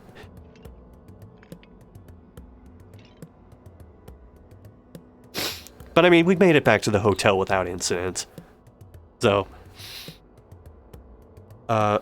Sunday, we had to, like, wake up early to do a setup for the Bloody Roar 2 redub panel. They had us there at 10 in the morning, even though our panel was not until 4:30 in the afternoon. Thankfully, though, there weren't any tech nightmares this time. Like, the entire setup thing took, like, under 10 minutes. It's not like PAX East, where we had to do, like, a mad scramble to try and get it ready, and then the panel started late, and no, this was much simpler. So, this is also when the last autograph session happens. Probably the most noteworthy thing that happened in the entire panel was, Faye Mata was also doing a signing there, and, an old middle school friend of hers showed up. So that was kind of like a weird... I shouldn't say weird. It was kind of heartwarming, actually. Because that's not the kind of thing you expect to happen. But, I mentioned before that a print was sold for Bloody Roar 2, but not the Final Fantasy game that Casey and Kira were in. So, by the time this autograph session was over, prints were sold for Mob Psycho, Disgaea 6, Shenmue 3, Bloody Roar 2, and not that Final Fantasy game. Suck it, Square Enix. Now, remember when I said back on Thursday we met these 3 Canadian guys when we were trying to figure out, like, how to get wristbands and badges for myself? Well, in this autograph line, we see 2 of them come through and approach Casey's table, and we're like, hey! Yeah, they didn't realize that, they were 2 of the voice actor guests.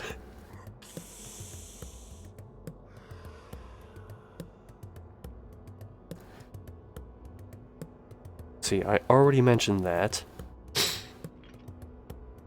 Alright, so we're wandering around the expo hall after the autograph signing. And Casey was told, like, you gotta check the Asus booth. And there was apparently a very good reason for that, because there was a PC build there that was entirely themed around Ava. Like, it had the art on the side, it had, like, a GPU with the Nerve logo, like, imprinted in it. There was an etched glass, like, Ava symbol on it. Even the keyboard was themed after it. So that was pretty cool to see. And we also met, like, there's another friend of ours who goes by Dark Ace. And he had, I think it was a cousin who was also at PAX West, and we wound up meeting up with them. And that was a cool little moment, because I haven't met Dark Ace in person yet. I'd like to, but we just haven't had the opportunity to yet. So that was kind of cool. So time eventually goes by, and Bloody Roar 2 redub panel is coming up. And this guy, H2O Masked Man over here, shows up and gives me a cherry Coke. Again, I do not know how to handle that kind of attention, but thank you. I'm sorry I didn't pick you as one of the fighters for the panel. I didn't even think of that until afterward, but I was like, oh shit, should I have, like, selected him as, like, repayment for getting the drinks and buying the shirt and all the other shit? This is the problem. I overthink things like that.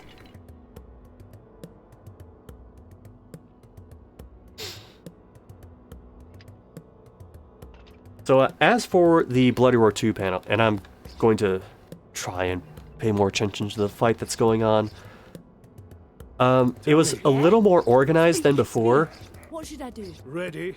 And Jeremiah wasn't there this time. Oh, you had to leave early because a friend was in a tournament? Which tournament, if you don't mind my asking? Because I know there were a bunch of tournaments going on all weekend. There was actually one that Casey wanted to go to, but couldn't, because it conflicted with, like, one of the panels that they were doing. Which, that's the second PAX that's happened. There was a GoldenEye thing they wanted to do at East that they couldn't.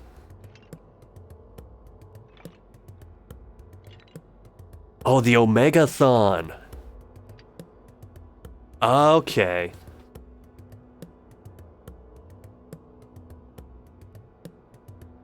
So, hold on, I need water.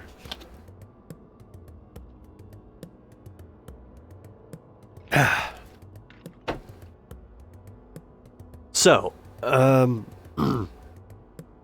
the read-up panel this time, we didn't have Jeremiah Isaiah there, which was a double-edged sword of sorts. The downside to that is he's used to commentating fights and, like, being able to hype them up, whereas, like, me, Casey, Kira, we haven't really done that before. And we kind of didn't do that for the panel. We just, like, tried to let the like, game speak for itself, because we didn't want to, like, talk over the redubbed voices. Also, he was, like, the first point of contact for, like, getting community, like, outreach and awareness about the redub. But at the same time, at PAX East, he did try to hijack the panel to, like, fight against Casey. So, you know, some things were better and some things weren't.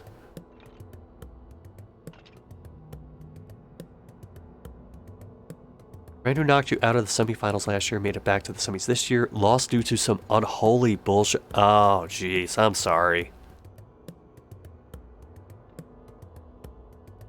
I can only imagine, jeez.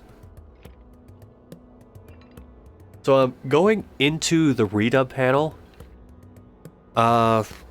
like, Casey and I played a little bit of Bloody Roar 2. Like, I think it was on Friday. Just sort of casually in the hotel room. And I wasn't really thinking anything of it. Because, like, at East, I did not touch a controller. And in fact, I barely talked. But this time around, I talked a little bit more. And then I didn't really realize until we got to that portion of the panel where we started, like, calling people up and, like, having them do fights against us, that I was going to be one of the people fighting as well.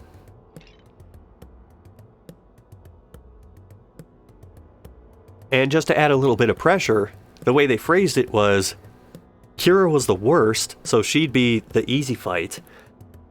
Casey would be the intermediate fight, and then I would be hard mode. To which I stated, you are drastically overstating my abilities with this game. Because the thing is, and I've stated this before, with Bloody Roar and fighting games in general, like, any fun that I've had from, like, playing against other people for it has largely been ruined for me over the years.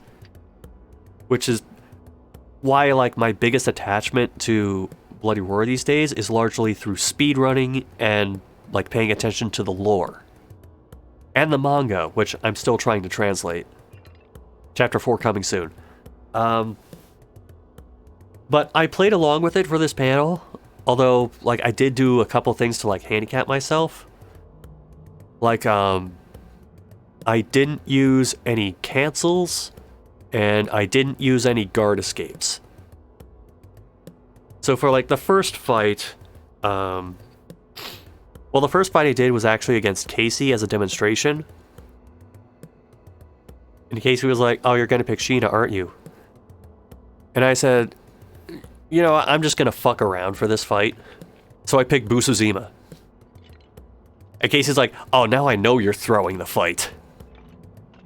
But, you know, I tried to make it competitive, like, even though I have no idea how to use that character.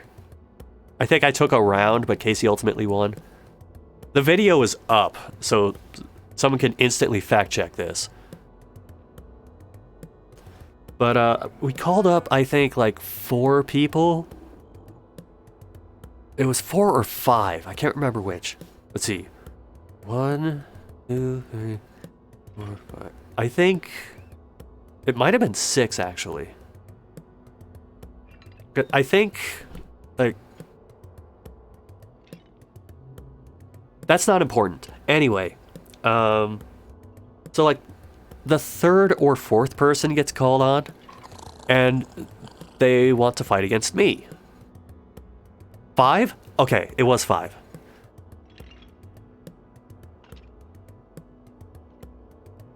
And, they pick stun, and I say, okay, you know what? This time I'll actually pick the character that I know, so I pick Sheena. And I wind up winning that one. And then, like, right after that, another person wants to fight against me. I wasn't expecting to do, like, any actual fighting for this panel. But, they pick Shenlong. Now, in my head, I'm thinking, okay, if I'm not doing any guard escapes, then I'm just going to pick a character that's, like, really tanky and can, like, get a strong counter hit in. So I was going to pick Gato. For whatever reason, I brain farted and picked Bakuryu instead. Because in my head, I'm thinking, this'll be, like, a decent counter pick. It'll show off another one of the voice actors. And then, no, I just picked the same character Casey was demonstrating over and over. So, he wound up winning that one. And then, we went through the rest of the volunteers. Wound up giving away the rest of the Bloody Roar 2 prints that way. And, did some Q&A. And we were kind of hoping to, like, mill around a bit after the panel. Because, they allowed the people before us to do that. But instead, they, like, shooed everyone out of the room really quick. And we were hoping to, like, possibly hang out outside the panel room and catch up with some of them, but no, instead, they like all dispersed, so we were a little miffed about that. But other than that, the panel went off without a hitch, and thankfully, the audio in the video for this was much clearer than the PAX East one, where I had to like go back and manually add subtitles so you could understand what was going on.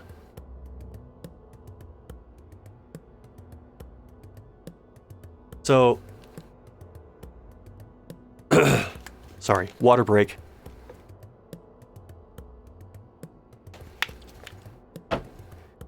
And attempting to actually fight the skeletons. Yeah? But I'll talk about what happened after the panel once I'm done with this turn. On your word. Yes? Okay, I need to make sure I have enough points to do all of this.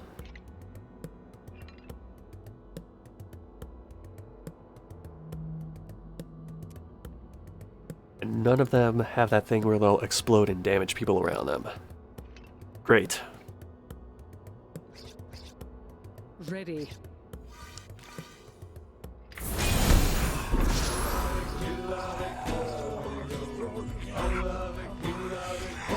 Oh, good, a critical. Tell me what you need.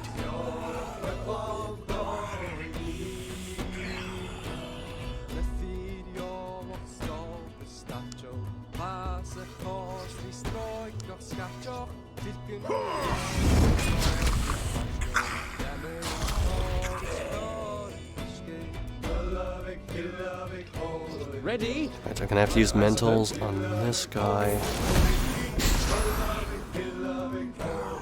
At least there's the holy damage bonus off of that.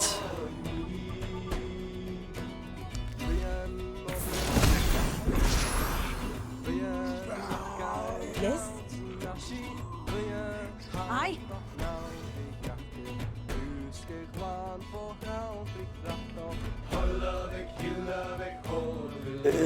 Don't like that taking up 2 points.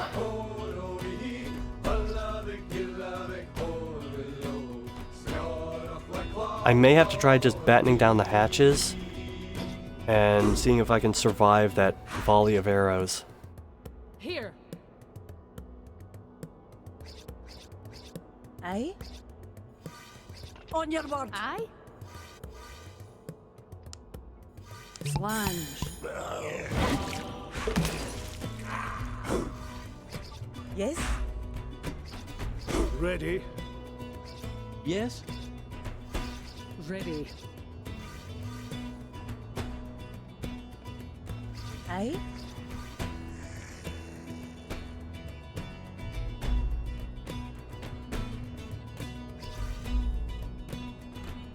Hmm?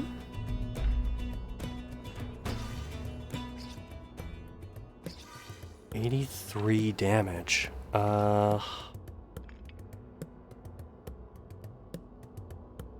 Maybe this could work.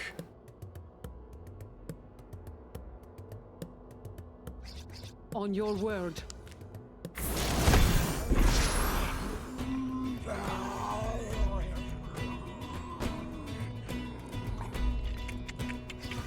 Speak.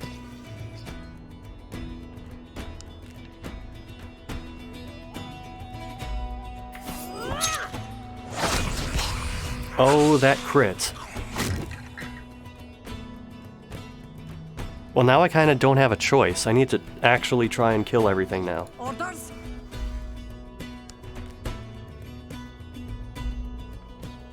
Walk away and you won't get hurt.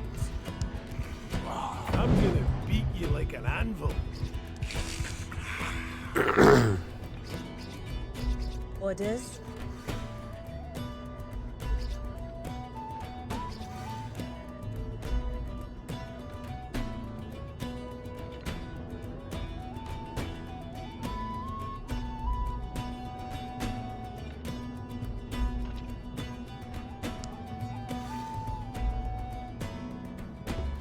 Aye. On your word.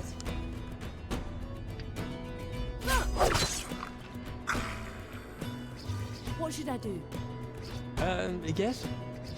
Ready. On your word.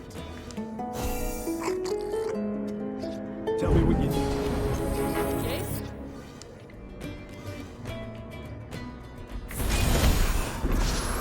Nice critical.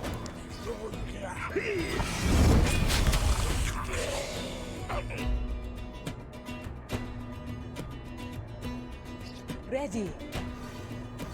Yeah, I got one more stab in me. 40, 24, 64. I want to see if I can set up like a chain reaction of sorts.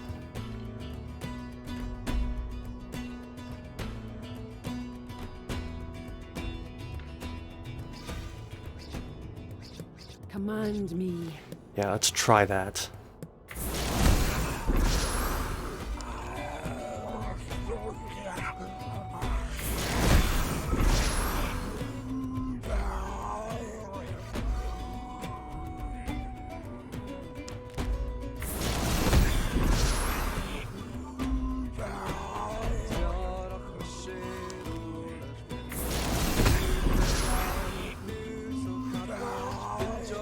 On your word. Stabby stabby.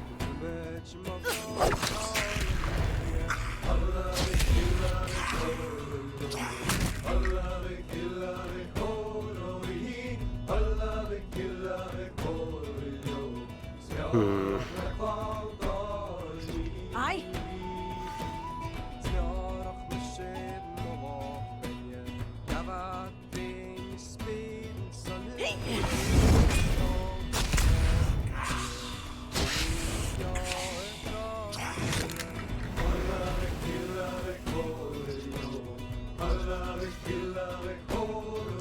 Oh, I think this just barely works out.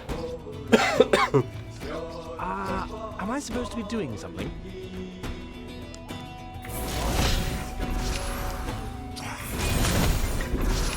Okay, now it definitely works out.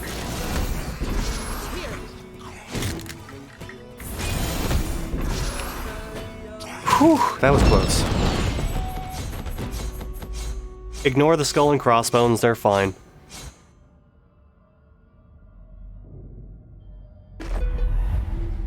All goes as planned, O Yadis.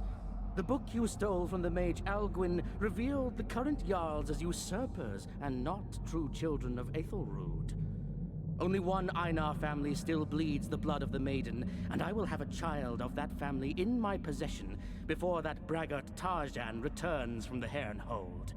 Then the barrow of the maiden will open to us like a lover. Done. Now let's pound his bones to dust just to be sure. Let us hope he does not rise again. Twice was enough.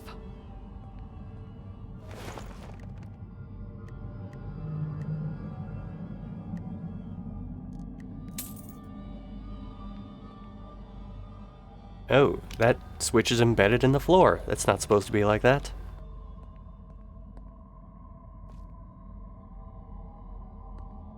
Alright, I'm just gonna make sure there's nothing I missed in this room. Ah, there we are. Aha. I have so many of these elven weapons. And I think I've only actually used one of them.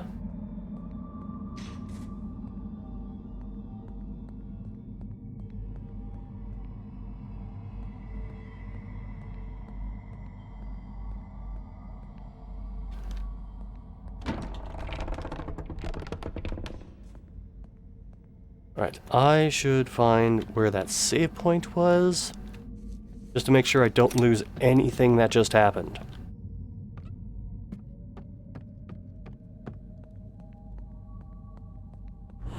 There we are. Alright, so. That brings me to the next thing I noticed about Seattle. So, like, I know there's, like, the traditional saying about like how much it rains in Seattle, but like from Thursday until Sunday I had not actually seen it rain.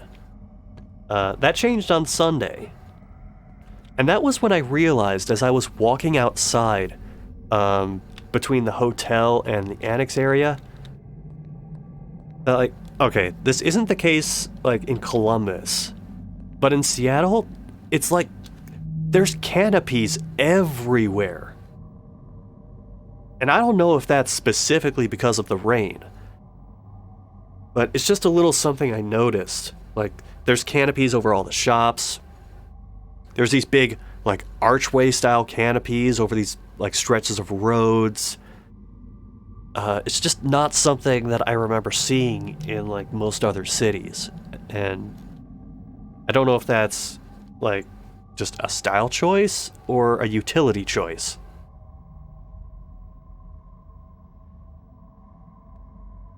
So, another thing that we did was, when we met Azario at the bar, he wound up attending the panel, but,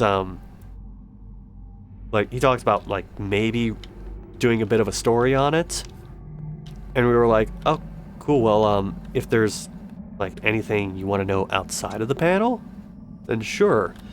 So what we wound up doing was setting up, like, a time to meet in the lobby of the hotel, and just have him candidly talk with Casey and Kira about, like, the project, the goals for it, shit like that. Like, no time constraints, no, like, nothing like that. And it was, like, a really good conversation. Although, right after that, we just went right back up to the hotel room and crashed.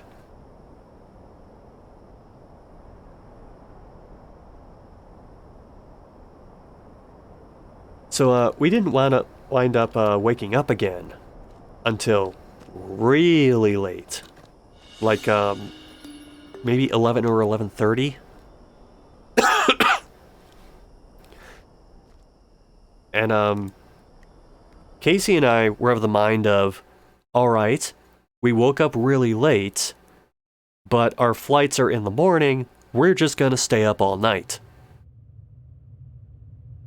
So we get out the usual, like, dumb stuff we do, like the video games, Casey gets their laptop out, and then they realize part of their charge cable is missing. Now, they used their laptop to help run the panel. So they were thinking, oh my god, I left part of the cable in the panel room. So we go down to that area, and sure enough, by this point, everything is locked up. So we go, ah, shit. Alright, so we go down to the front desk, and we ask if there's any way we can get into that room because we left something in there. Because, like, the staffers for PAX were all gone by this point. And, they said, yeah, we're going to get the security guy to help get you in there. So, security guy escorts us up to the room. They also took down all the signage for, like, the panel areas, which, thankfully, by muscle memory alone, we could remember which room was the panel room. So, we managed to get in there. And, like, we kind of remember where they plugged everything in. So we're, like, digging around the stage a little bit, and then we do eventually find this cable that's, like, has this, like, half plug at the end that doesn't really go to anything. And Casey's like, yeah, I'm, like, 90% sure this is for my laptop. And sure enough, it was. So, big props to the security guy at the Sheraton for, ensuring that Casey's laptop did not die.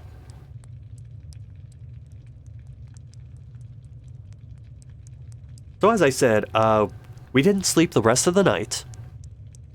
So instead, we played, like, beta versions of Twisted Metal and had IHOP again. Although this time, instead of, like, Belgian waffles, I had, like, one of their steak omelets. Because I figured, well, omelet's usually breakfast, but steak's usually dinner. I'm kind of between the two right now, so it makes sense.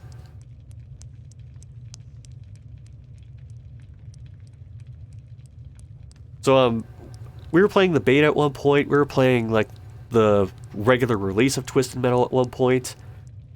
And, like, at various points, we're on the rooftop stage, like, trying to glitch through walls or fall through floors. A couple of times we succeeded. Although most of the time, we just came, like, tantalizingly close. After that, though, we got Proving Ground out. Tony Hawk's Proving Ground. As usual, I was playing Rodney Mullen. We were on split screen. And I don't know how I did this, but I somehow got Rodney Mullen to crash and fall through a flight of stairs. And while he was under there, I could see some, like, parts of the level that we couldn't access. And it turned out that it was a part of the level that you couldn't access in multiplayer, but you could in single player. So that just turned into us, like, trying to get into this thing that we couldn't access before, and we realized, like, part of the reason you couldn't access it is it basically warped you to this, like, area in the rafters of this other building, and I guess that was too much for the game to handle for, like, the multiplayer setting. But eventually we just went into... Oh yeah, Casey did manage to get their character to glitch through the steps too. Like, more and more as we go on, Rodney Mullen is being associated with just breaking whatever Tony Hawk game we play. And it's not even specifically because of Rodney Mullen, it's just because I happen to keep playing as him.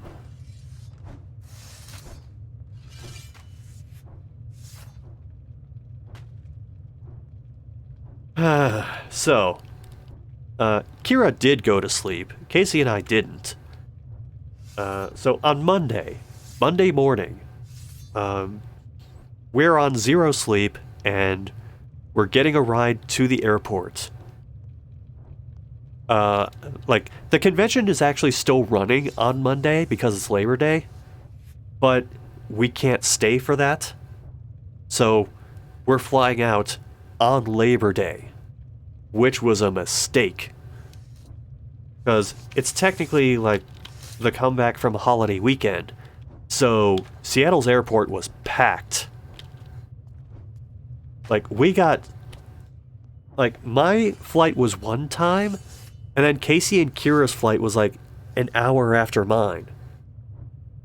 And they were at a different gate that required, like, taking a tram to a different set of terminals.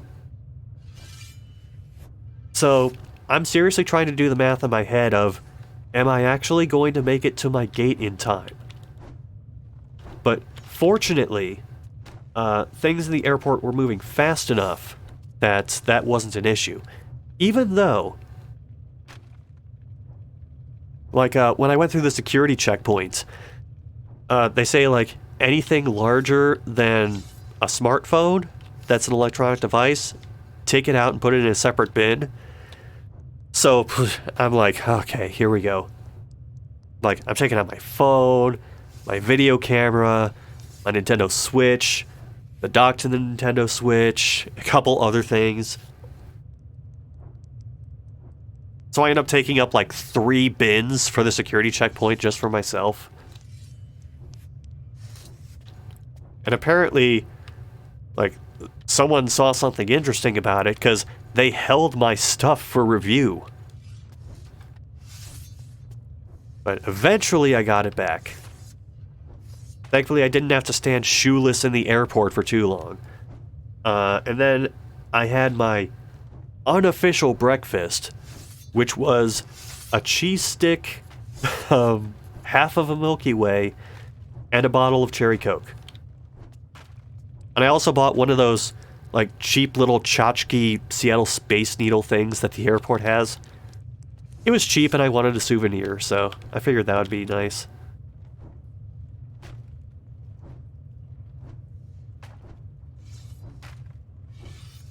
So we did one last goodbye. We were all like pretty haggard just from the con weekend, the hectic airport scenario. And yeah, we said our goodbyes. I got on my plane, and then the flight got delayed for 20 minutes because the pilot wanted to get his seat cushion swapped out. Which sounds ridiculous, but when you consider that he has to sit, like, in that seat for 4 hours straight, makes a little more sense. So I got home, and I know that, like, we were all feeling, like, a little woozy from the weekend. But, I didn't realize why that was. So, like, Monday comes. Well, like, Monday evening comes. And I figure, like, it's con crud. Like, that's something I'm very familiar with. I've had it before. Whatever. But I start feeling worse and worse. So on Tuesday, I decide to, like, do a proper test. And, it turns out that I had something that rhymes with Pomona Bilist. So I tested positive for that. And then, like, almost as soon as that happened, like, I just started feeling absolutely miserable. And you can probably tell from the sound of my voice that I haven't fully recovered. The good news is, though, my fever's almost completely gone. Like, that's the weird thing, is I was thinking at first it can't be that, because I still have my sense of smell, my breathing hasn't been affected. But, no. No, it was that. It was absolutely that. So, I'm past the worst of it, thankfully. Otherwise, I wouldn't be doing this stream. And it's just a waiting game of it getting purged from my system.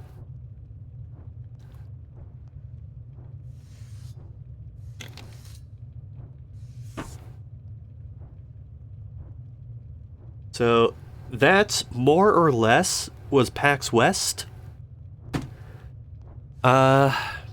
I already have the video up from the panel, which that took me a little bit to put together, because, like, when I was really down bad, I couldn't focus on anything, like, long enough to accomplish, like, even the smallest tasks. I couldn't play video games. I couldn't edit videos. I couldn't, like, do my job.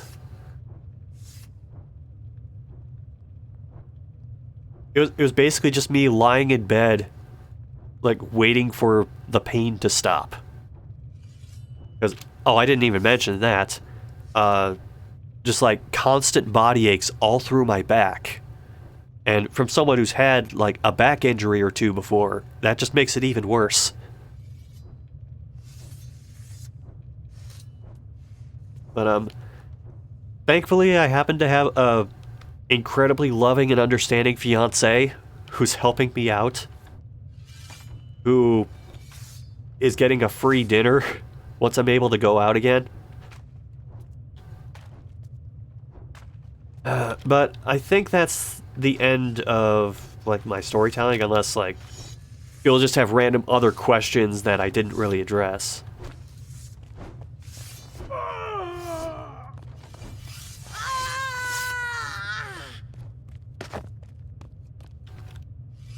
And I cannot remember where... Oh, wait, I was supposed to go the other way.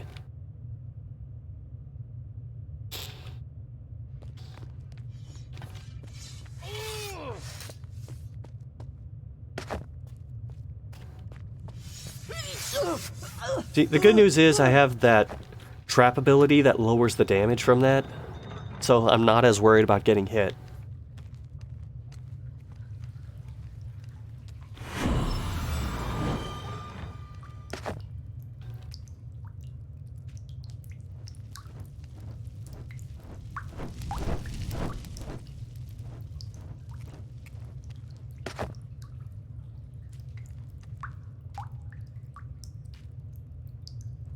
I completely forgot about the flame jets.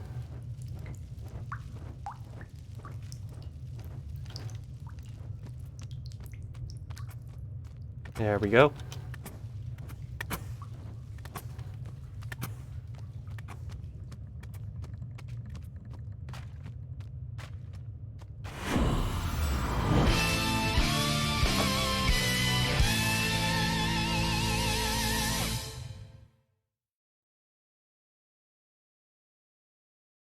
Oh shit. Thanks H2O Masked Man for... H2O Masked... You've done enough already, man. This is just getting excessive. 2 months of subbing. With PAX South no longer an active concern, he proposed PAX Mid. Have it in Ohio or some shit. Have Skyline Chili sponsor the indie booth. Oh, if you're going to do like a PAX Midwest thing, have Culver's sponsor it.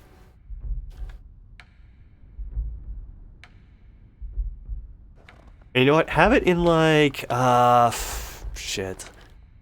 Fuck it, Wisconsin. Because that's where Culver's came from.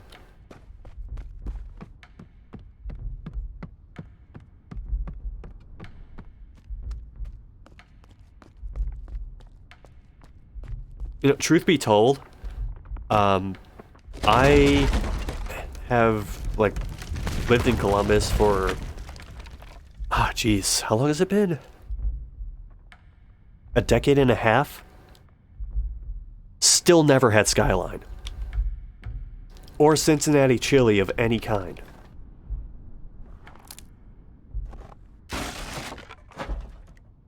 It's one of those things that I'll drive by and go, oh yeah, I should try that sometime, and then I never do.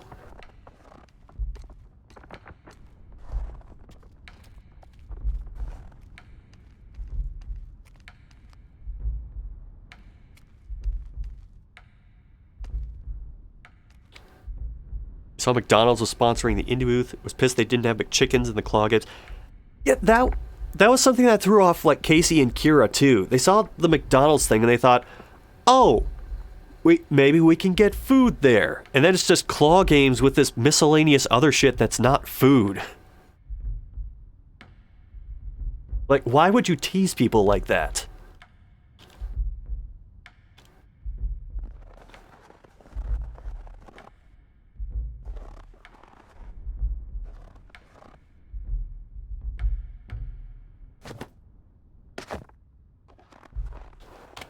Actually, let me check something real quick. Yeah, PAX West, on a fillet of fish, goddamn. Ah, jeez.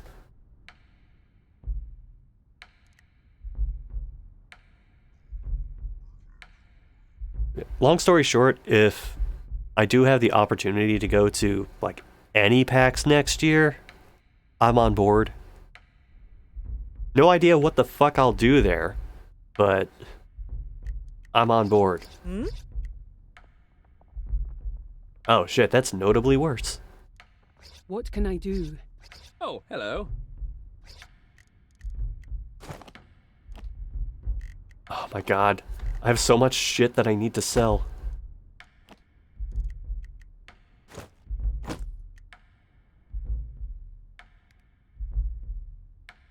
Okay, try fighting this thing. Here. Darkness. I mean, this probably won't end well.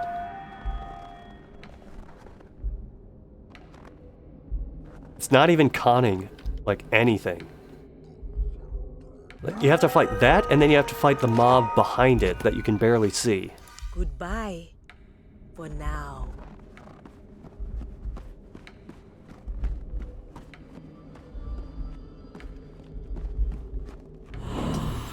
Right.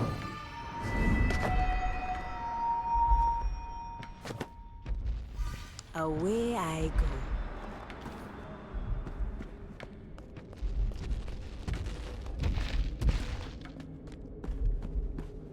I Who's killing his shit?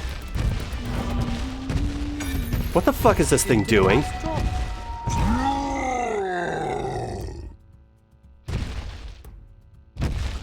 I don't think the bard is drunk. I think the fucking necro giant has been hitting the sauce a bit. I need to swing east one of these years, gone to west 15 times. Holy shit.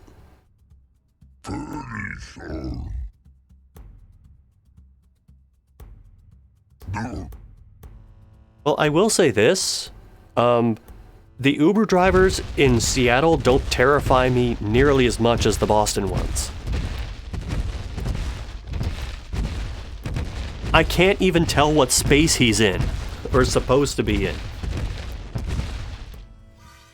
Ready?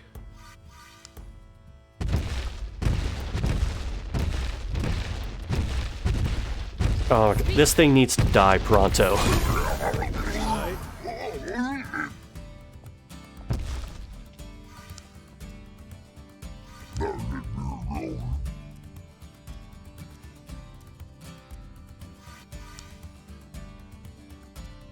No targets in range. Bullshit. What should I do? Down the hatch. Is this thing just not registering as... Speak. No targets... Okay, we broke it. We broke it. I'm reloading the safe.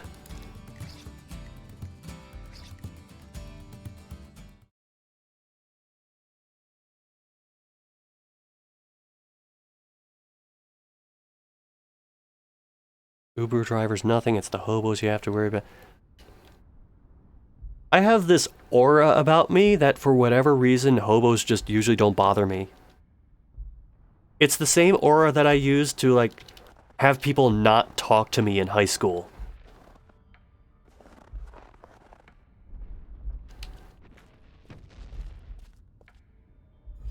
Here. Away I go. Alright, let's see if we can do this properly. A winnable fight.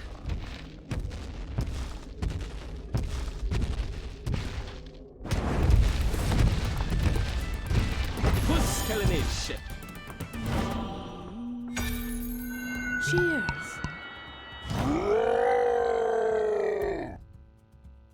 Tell me. Well, he's standing still, but he's still not a target in range. Wait a minute.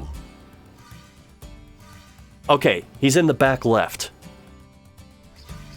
On your word.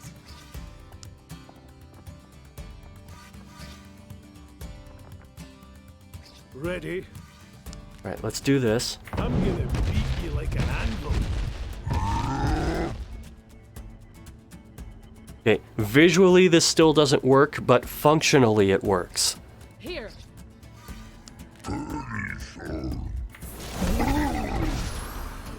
Uh-huh. Slange.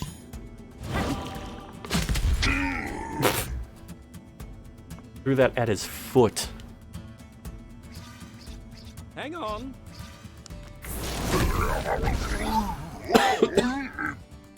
Aye. Ready. Goodbye. For now.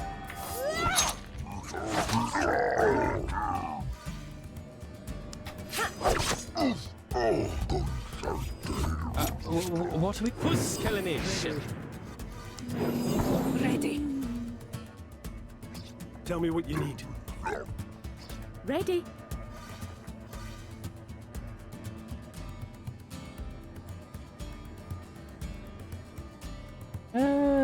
Sure. Oh, damn. Nice crit.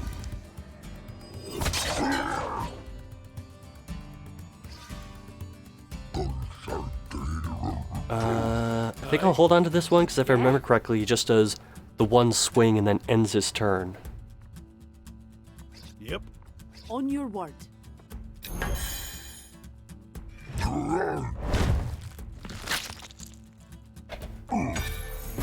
Yep. Who's killing his shit? Here. Speak. Ready?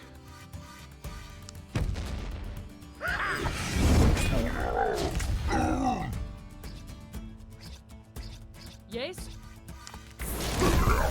Aye. Down the hatch.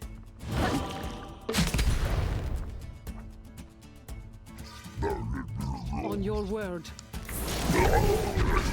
Yes?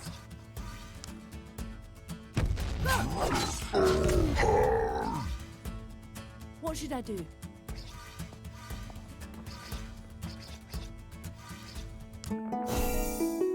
Command me. Strong as a bear! Orders?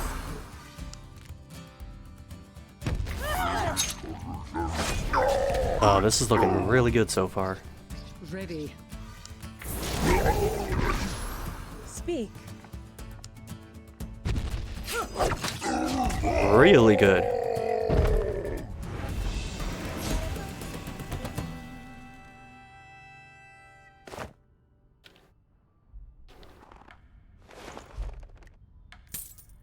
I mean, the crits definitely helped.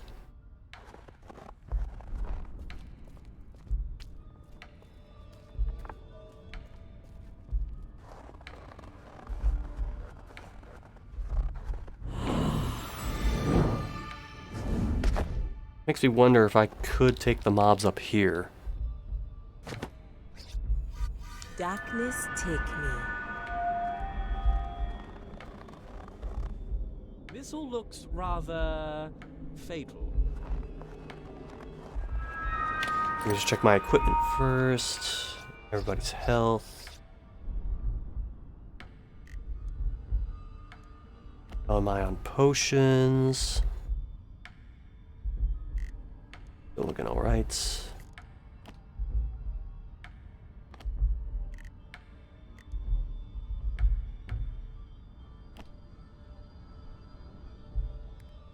Okay, Goodbye. let's give this a try.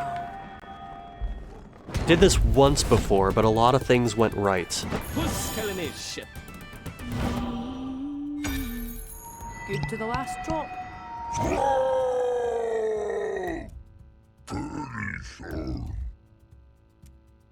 Yeah, he's the only one with a health bar, which means he's the Yeah. only one that's actually in play. This world will be better off without you. Yep.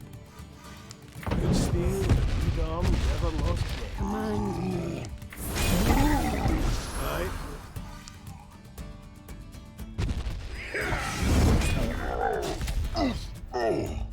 Here. Not a bad start so far. Aye. Darkness take me.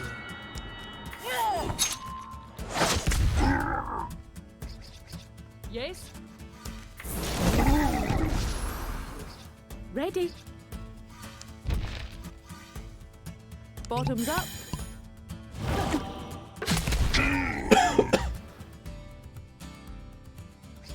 Here. Orders? Speak. Hang on. On your word. Aye. Tell me what you need. Aye. Am I supposed Puskelinish? Uh-huh. Tell me. Gonna do deflect this time, because I need to think for the round after this one.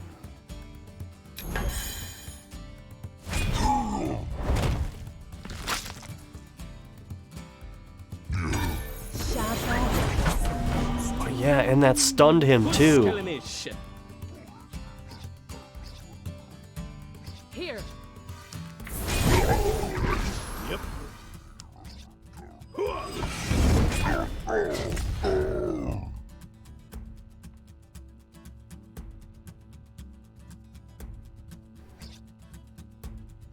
Ready. Yes?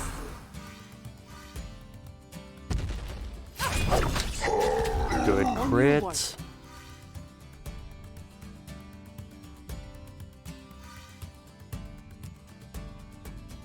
Here. Speak. On your word. Ready? Yeah? I'm trying to think what the most efficient way to go about this is. Ready. On your word.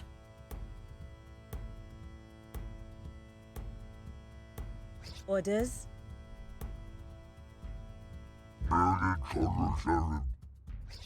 What should I do?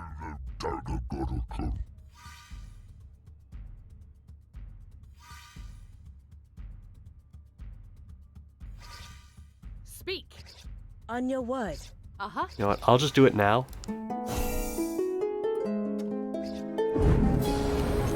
Yes? That's all right.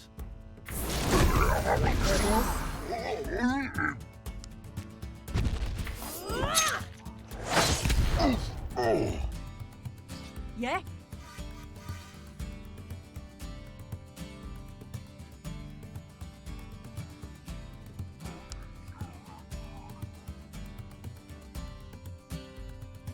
Oh, that's tempting.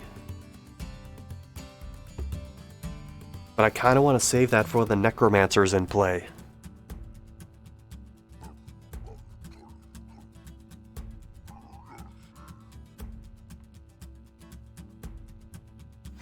Yes?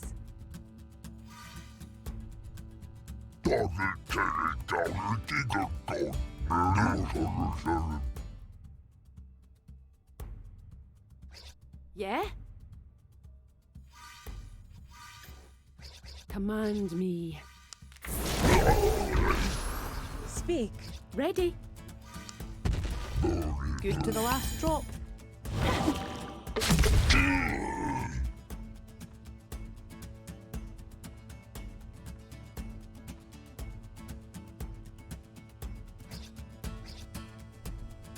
Aye.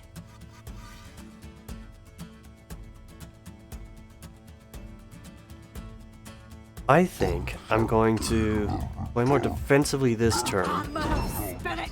Here. Ready? I suppose. Puskellinish. Tell me. On your word.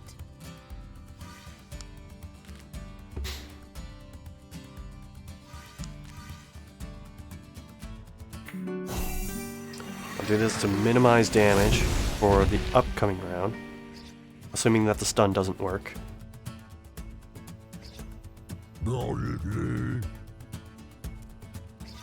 Ready. Ready.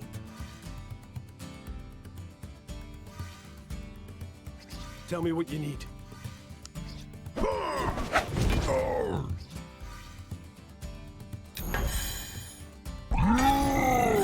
Okay, stun did work that time. Puskellinish.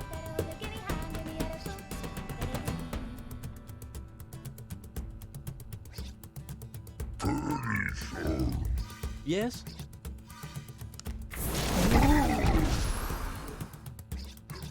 What should I do?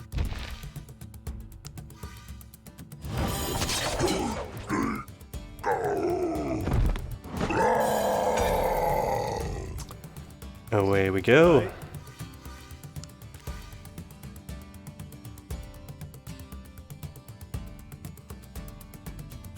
You're as weak as tin.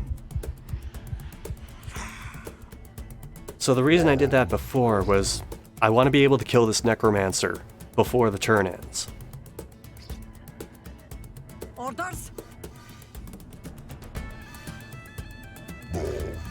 And I have to get the health to 96, which, Ready. given my current setup and my damage bonuses, should not be a problem. Like so. On your word.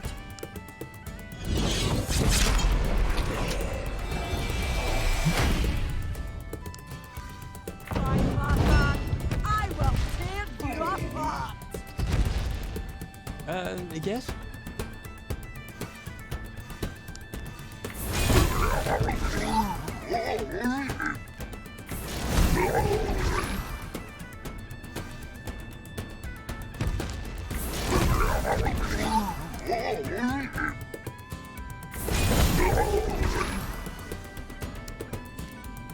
Kind of playing with house money with these spell points. So, seeing, there we go. You can get at least 3 criticals. Like, up to 3 criticals, I should say. Speak. Aye? Speak.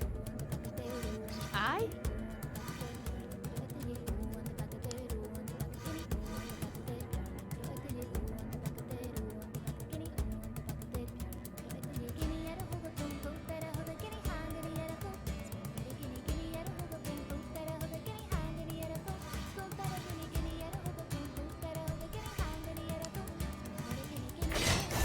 Gonna give this to her because you're gonna need it. Tell me.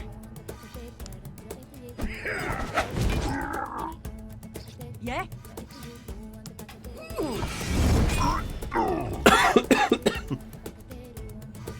Yes?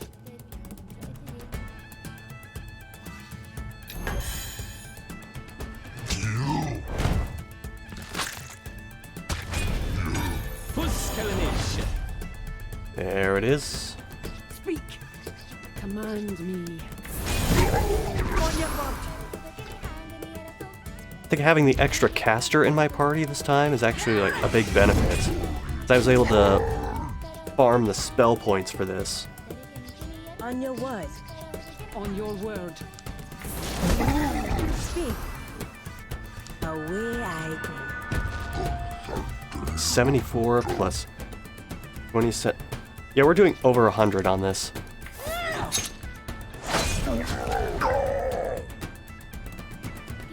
Whoever that guy was that said Sabale was useless. Yeah, what the hell were you talking about?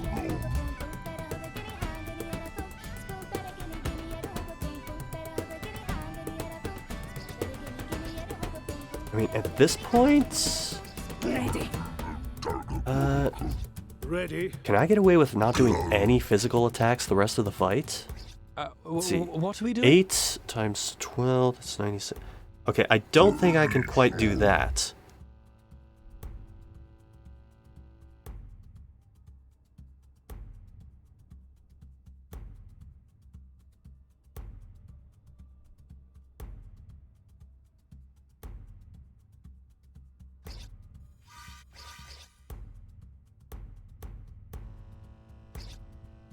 Curious if you ended up stopping by Pink Gorilla's booth. I think I walked past it, but I don't know if I actually stopped at it. Here. That's the thing about, like, events like this, is there is major sensory overload.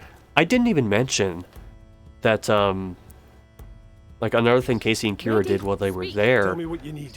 was, they were actually looking for, booth for, like, games that they were in.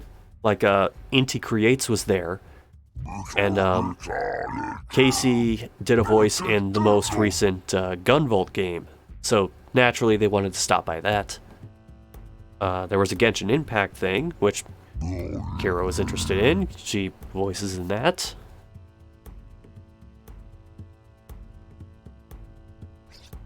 It was a good opportunity for them to, like, catch up with people who were involved in, like, some of the projects they worked on. Yes? Yes?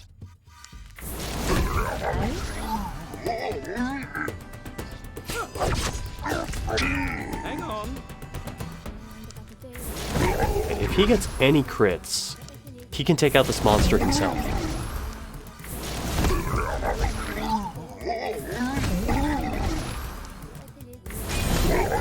There it is.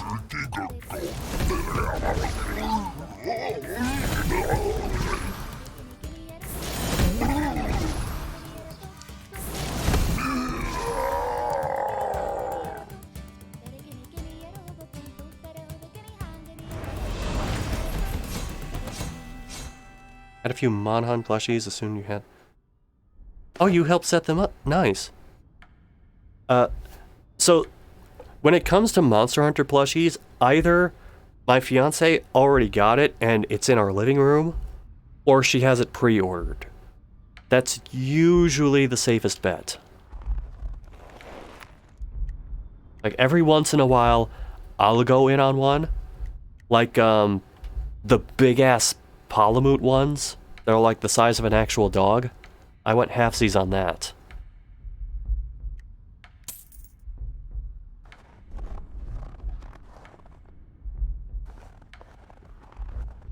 Oh, okay. I completely forgot that that counts as an entrance to Castle Longskull.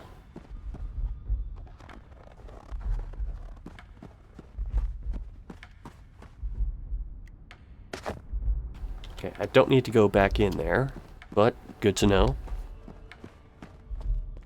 Yes, you did walk in on talking about the pet dog.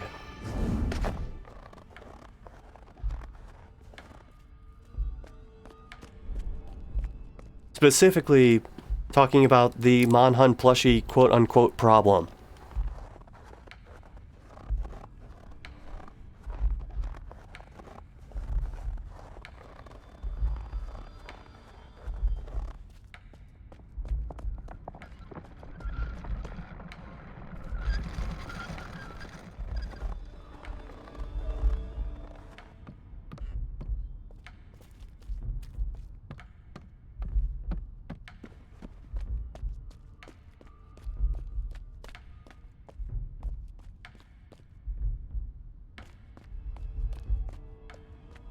You know, at first I was going to say, why are the textures like so low res or blurry? And then I remembered it's because I lowered it so this wouldn't look as choppy on stream.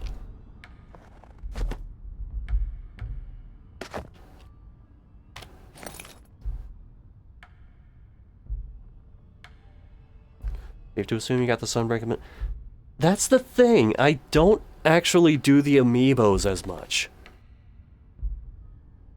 Like, I think even for stuff like Metroid Dread, which I really like, which is part of Metroid, a series which I really like, I didn't get those amiibos.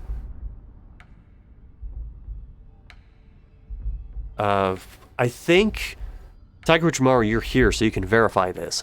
I think Tiger got the Magnamalo amiibo, but I think that's it.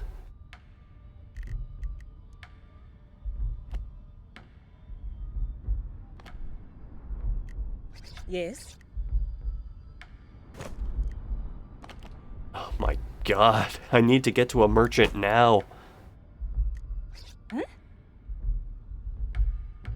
Mm-hmm. Oh my god, it's the same weapon.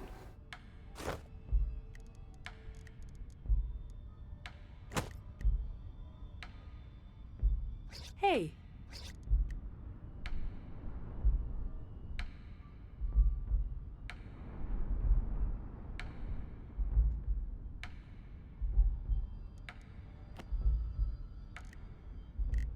What can I do for you?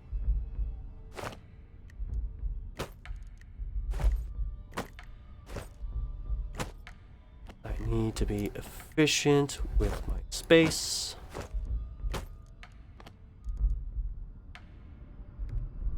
Sort of. What do you need? Goodbye. For now. Yeah, I could just go out here, I am willing to die. but I for kind a of want to cause, destroy these but guys. not for Who's killing his ship? Cheers. I. Alright, time to do the taunt shuffle. You are my free. Come on, you tinkers! On your word. Command me. Nice critical. Orders. Away I go. On your word. Ready. I. What are we doing? We're killing it with booze. Down the hatch.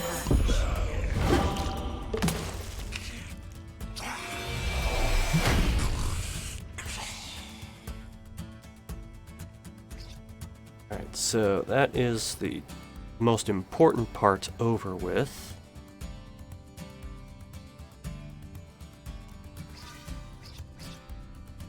Now I just gotta make sure to spread around the damage where I can. Aye? Orders? Aye. Ready. Am I supposed to I do.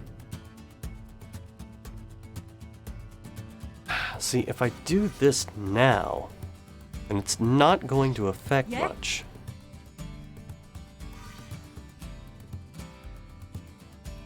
I'll keep her in stance. Give me strength.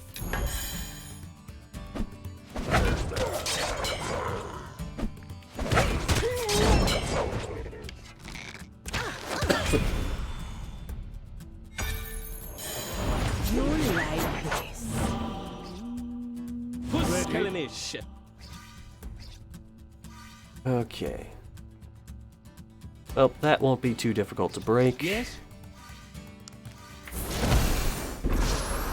Just a matter of I can overcome that and still be able to spread around damage enough to take out everybody. Ready? I suppose. Here. On your mark. Good critical. Speak. Ready. Aye. Yeah? Command me. Alright, it's that time.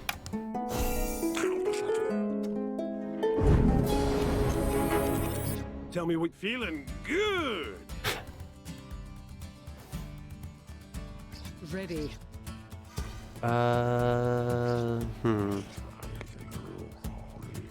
Orders? Is he within range of... Yes, he is. Yes? Alright, we're gonna do this. On your word.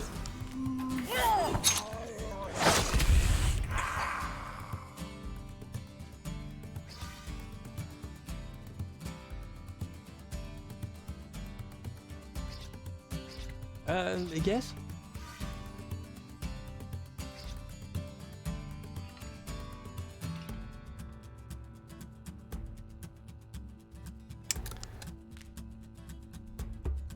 Wait a Tell minute, me. how much damage does this do? Oh, I'll just do this. Aye?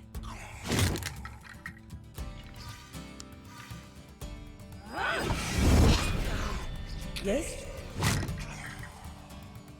Ready. You're not. Aye? Die. What are we doing? Here.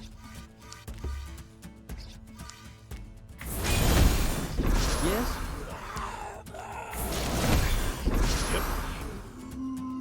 Coming through.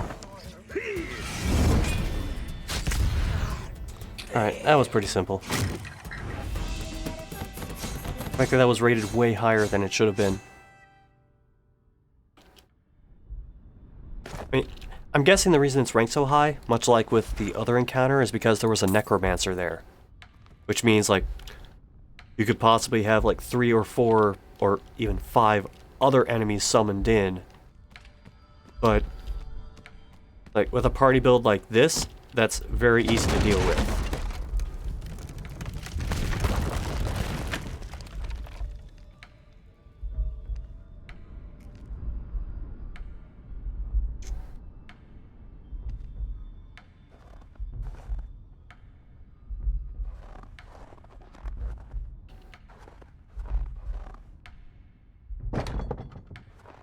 Steel key. Oh, I can't remember where to get that.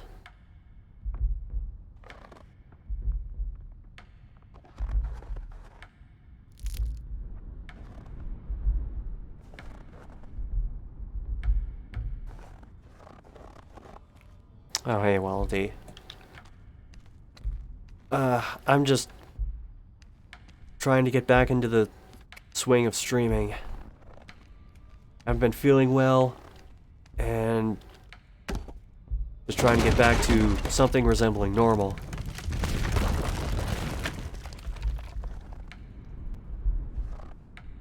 Also, a lot of PAX West rambling. Oh, there's the steel key.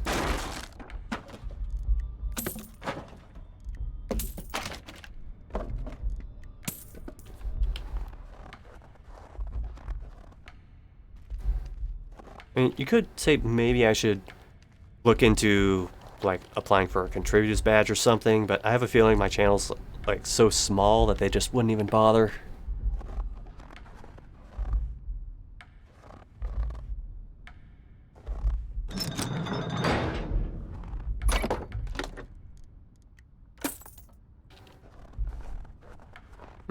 That was worth it for the 42 skeet. To go with my 10,900 something other skeet that I already have. Oh right, I gotta craft more booze.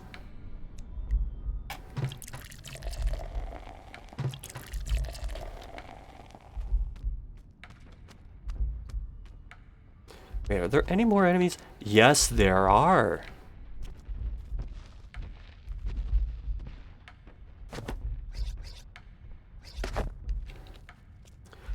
Alright, we're gonna heal up and then continue cleaning this out.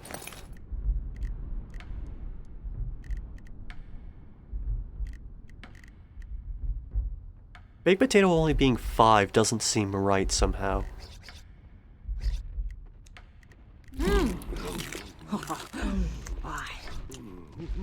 That's better. Do you need me? Darkness, take me.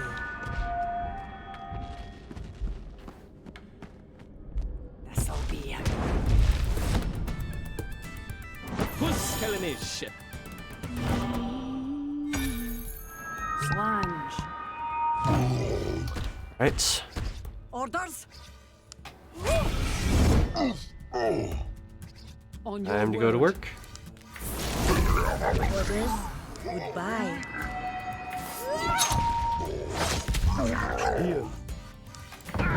Did you make that armor yourself? On your word. Bottoms up. Speak.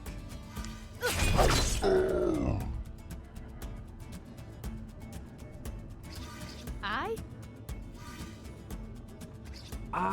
Am I supposed to be doing something? Tell me what you need. What should I do?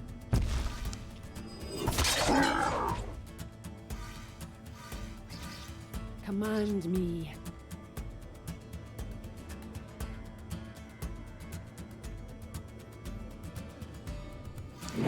Hang on. Who's killing his ship? Speak. Ready. Ready?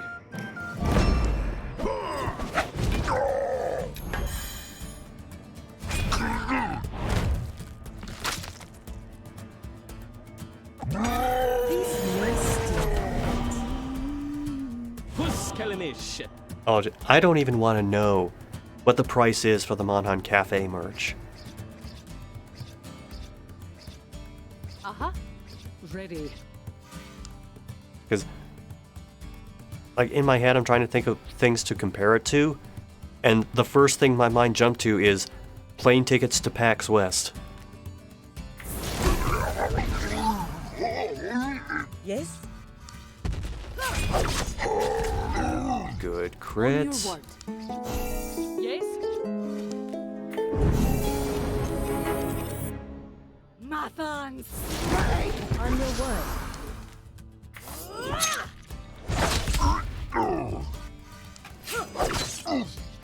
Ready. Here.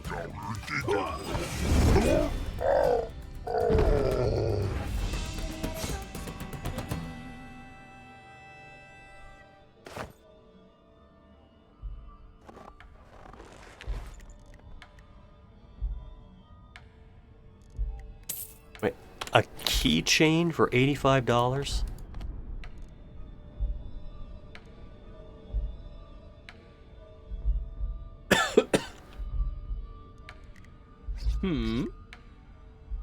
God, all this equipment is worse. And again, a lot of this equipment is stuff that I borrowed from a merchant.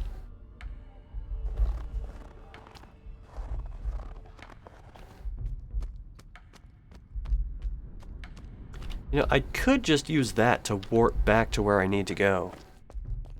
But I want to be thorough.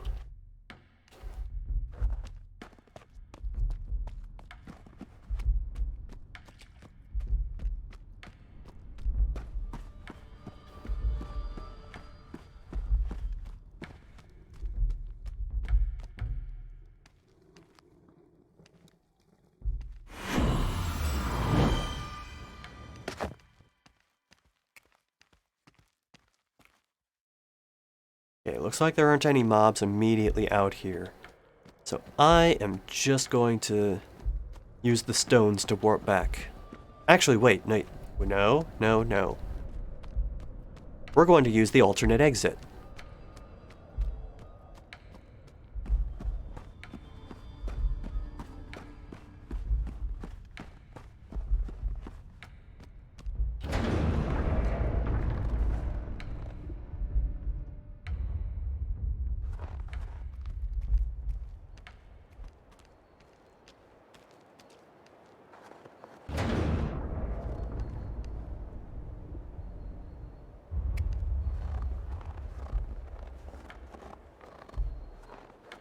Yeah, this is the thing that I cleared a path to before I realized, oh yeah, I can't go through that way yet.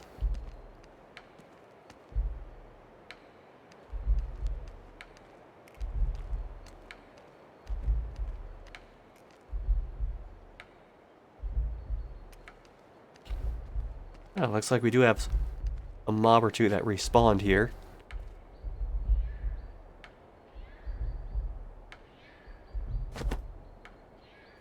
Aye? Away I go. Not worth wetting my blades. Says you. Who's killing his ship? Cheers. Cheers. Come on. Let's get to the killing.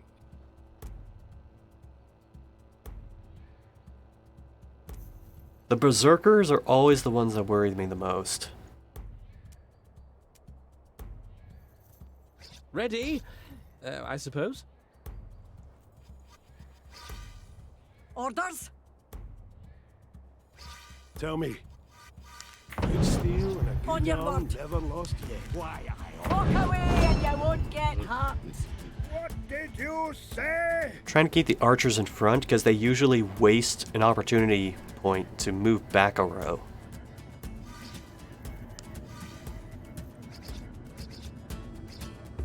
On your word.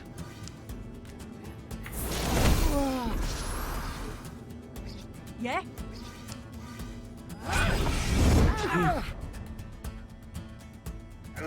Do it again.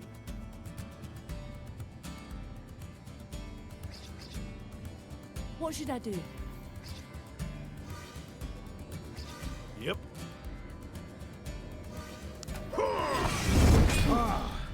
What have you done to them? I guess?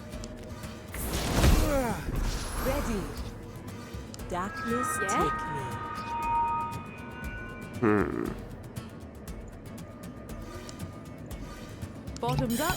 That will be the last drink you ever have. That clearly missed, but okay. Speak. Ready? I suppose. I'll hold on to that. Yes?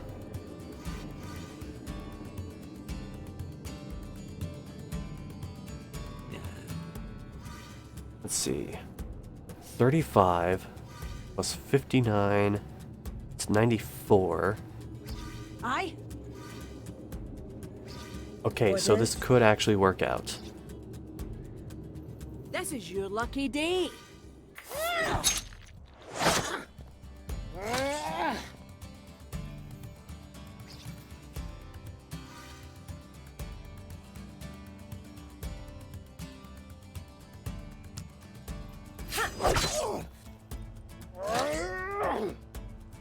Ready.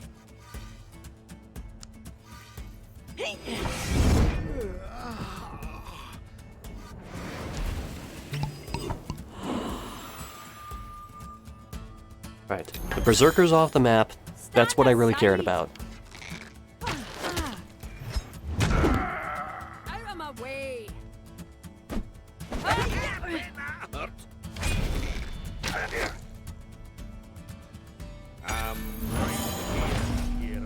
Right here.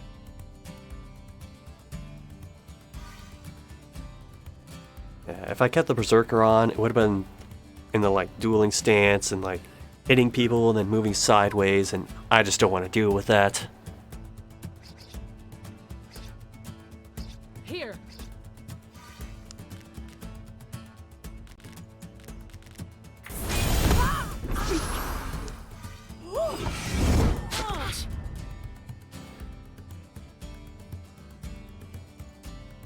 Oh, I'm not used to the archers having like this high of HP. Wispa sends her merps and chirps, as she always does. Speak.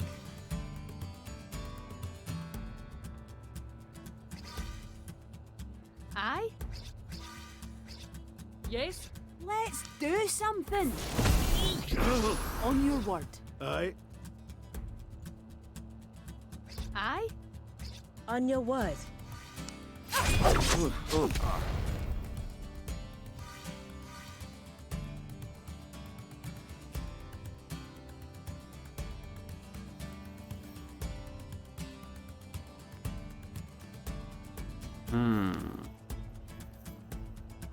You know what?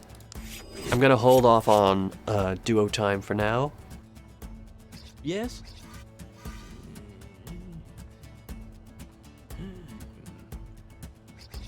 Speak. Yep. Aye? Tell me what you need. Yeah? Ready? What are we waiting for? On your word. Yeah?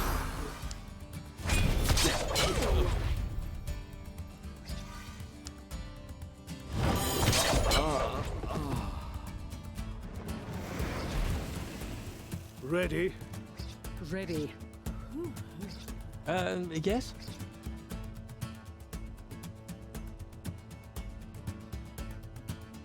Aye? On your word. What are we doing?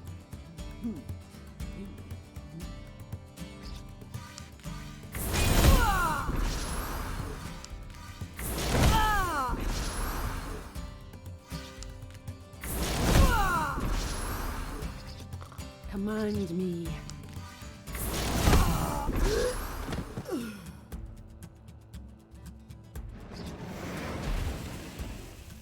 Speak.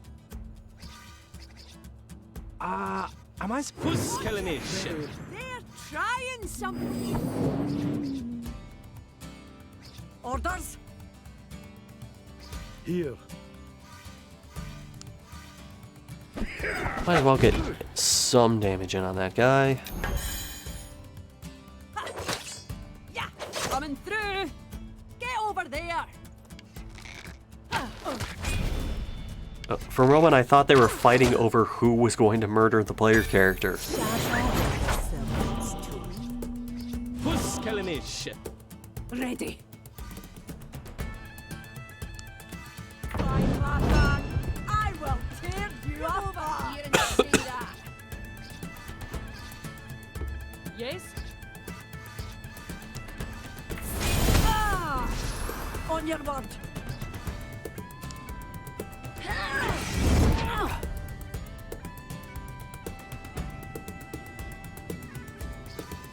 Speak. Command me. Aye?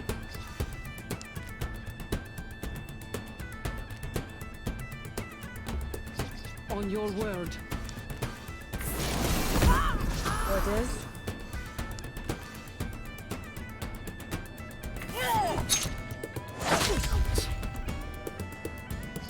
Hang on. It's 1 point off. Oh well. Speak.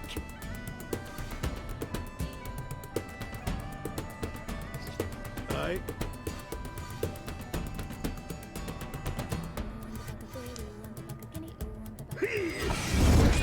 Ready.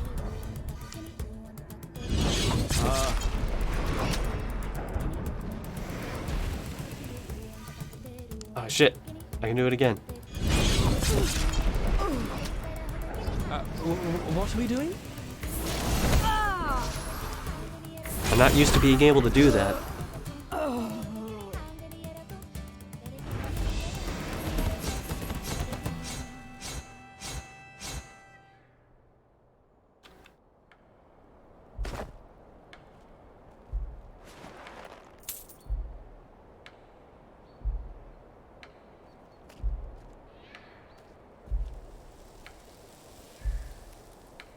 Oh yeah, I already went down there before, so...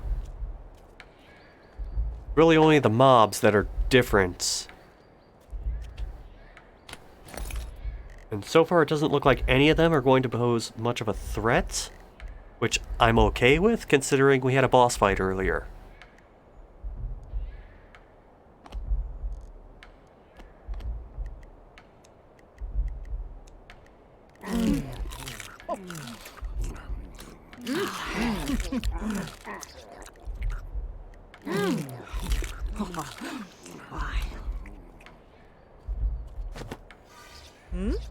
Goodbye.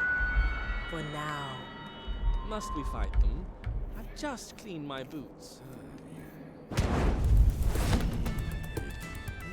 Who's killing his ship? Down the hatch.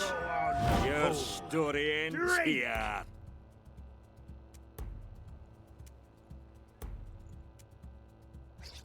Speak. Tell me.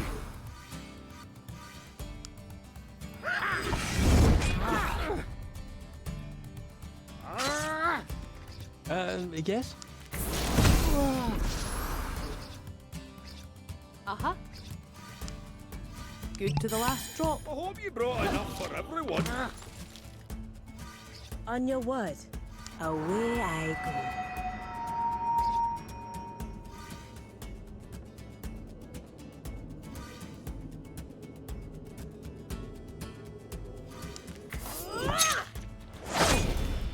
Good crit. What should I do?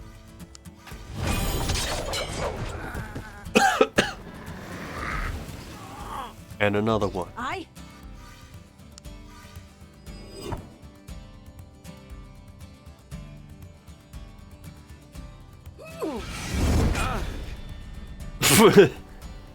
Wow, what a dramatic pause for that attack.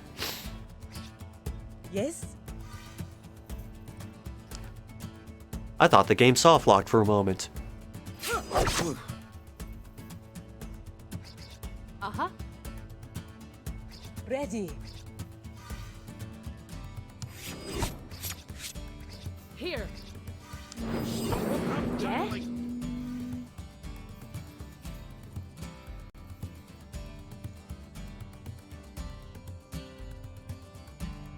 Is there enough of a point to doing this?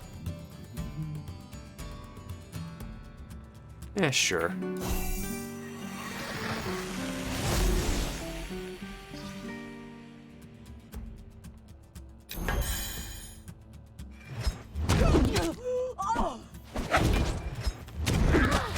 Out of my way. Nice one. Do it again. That's the man.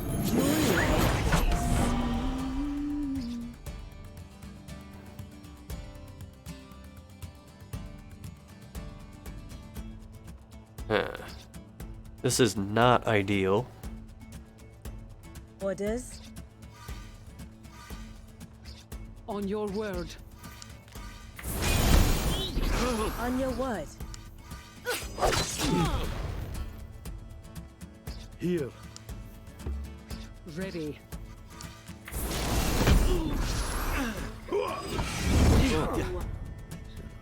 What should I do? Yes?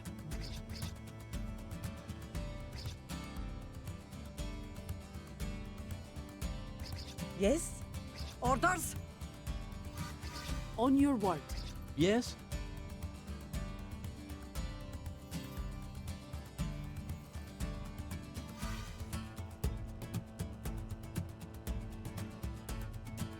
Come and try me.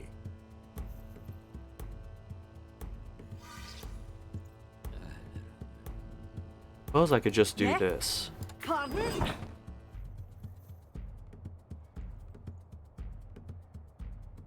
Aye? Slange. That'll be the last drink you ever have. Speak.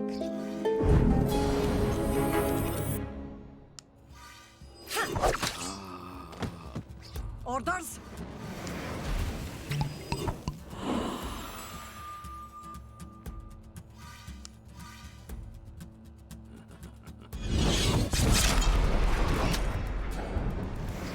Okay, that takes care of a more immediate problem. Hang on. Tell me what you need. Did you make that armor yourself? What did you say? Ready. Bottoms up. Drink it in the homie.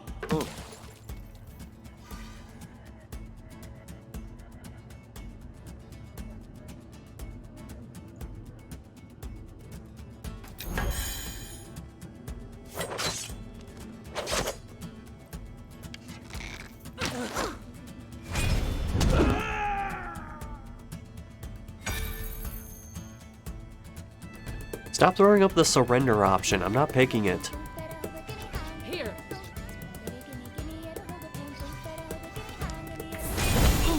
Tell me.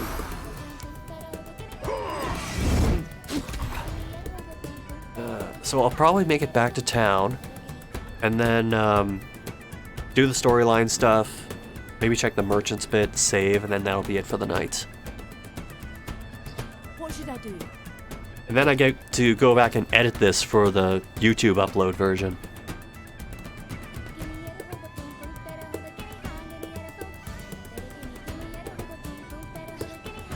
This is Ready. your lucky day. Ready.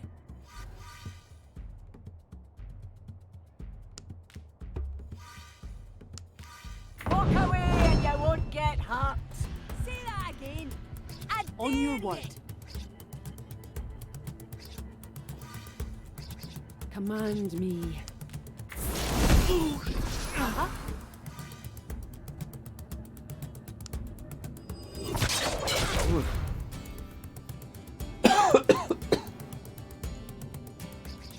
Speak. Aye? Speak. Ready?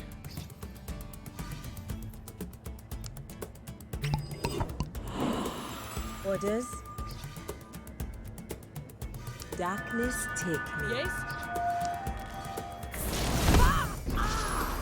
Speak.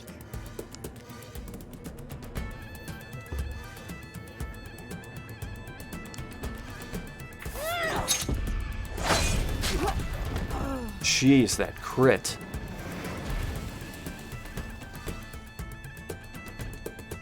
Behind you. Ready. Ready. Aye. Aye? Ready? On your word. Am I supposed to be Let's see doing what we can something? get out of this. Good. Better.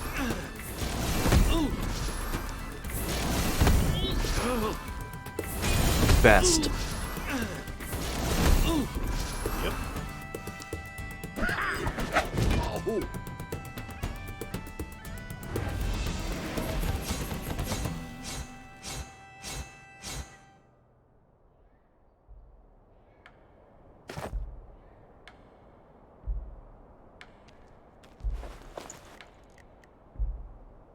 Oh, that's not gonna do a damn thing. But at least I got some booze fuel out of that.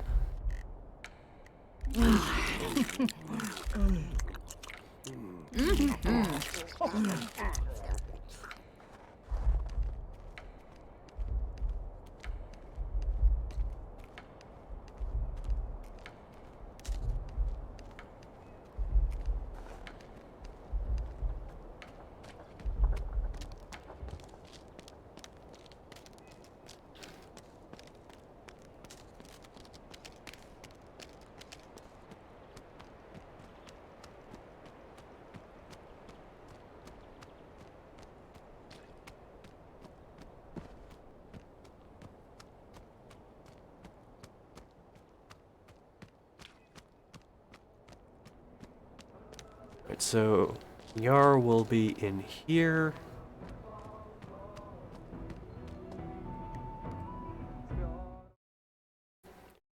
And then we'll get to the next story flag.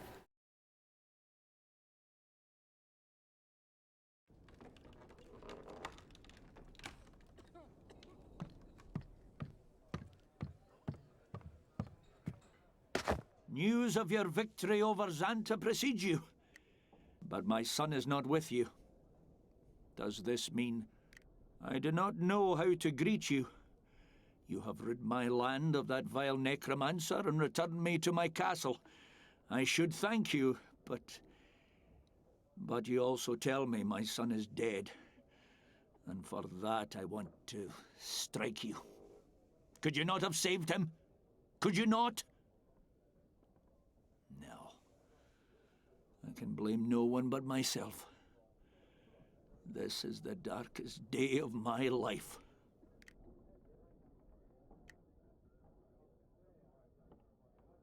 So the whispers did not lie.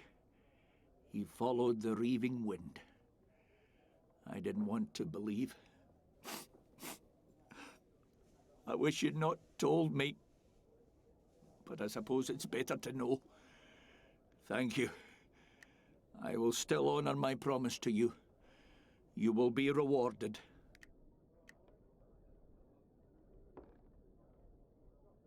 With my son dead, this cursed thing might as well be junk.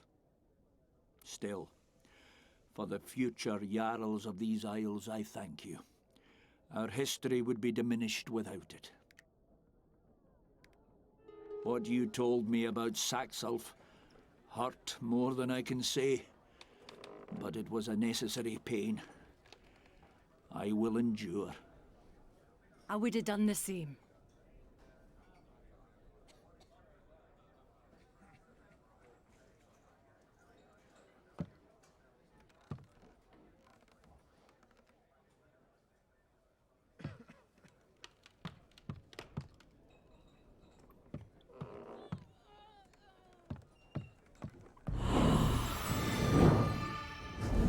Hiya. Same again?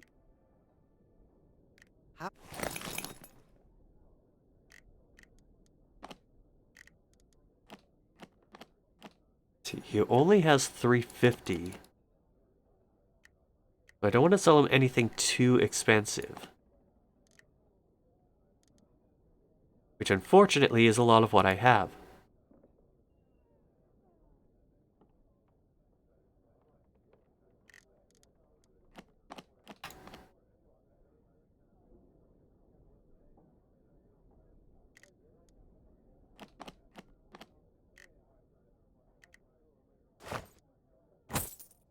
At least get rid of the robe, because that's one of the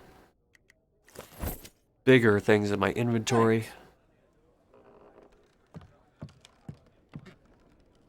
Hey, why are skeletons the worst practical jokers?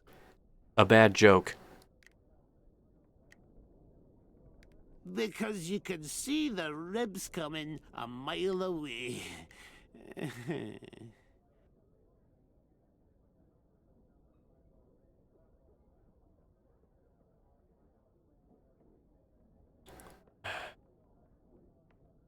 I just feel bad for him.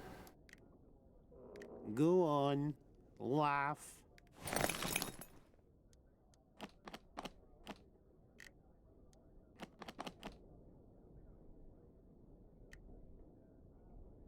Okay, we'll get rid of another huge thing from the inventory.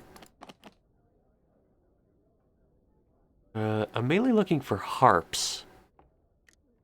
Because that's the piece of equipment I prefer to have for bards. Carry on.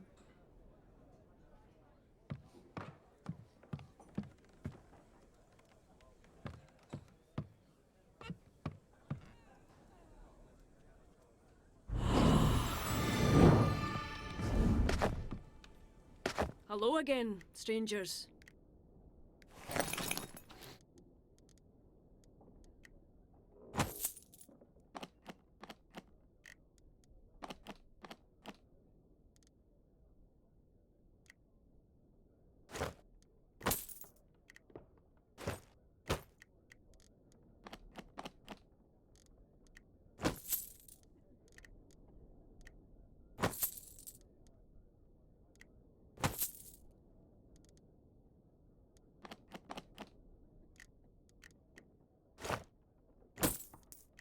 Mine. God damn it, Sabali. The one time I don't want her to take stuff from the merchants, and she does it.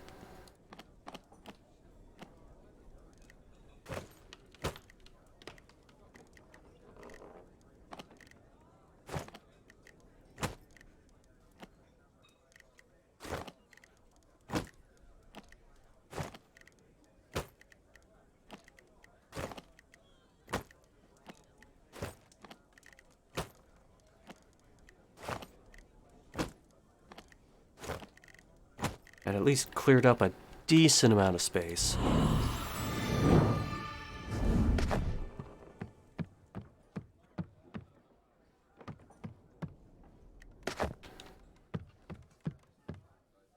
Okay, I thought I saw something sparkling over there for a minute.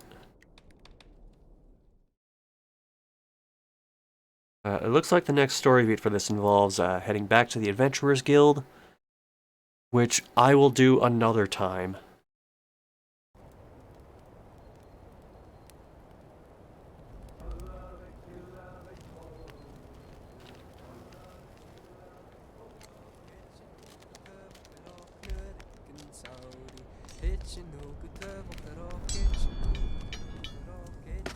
The high.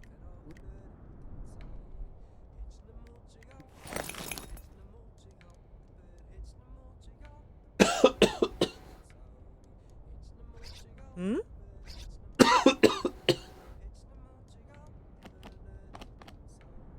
Oh, jeez. I didn't realize how much I already sold to this person.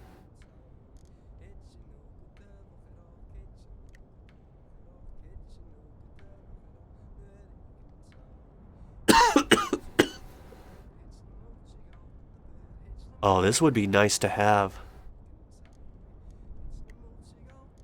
Eh? Aye? Aye.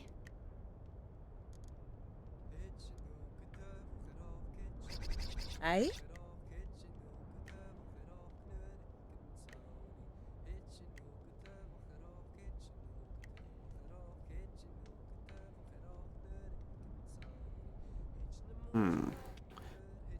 How much am I willing to screw around to get this dagger?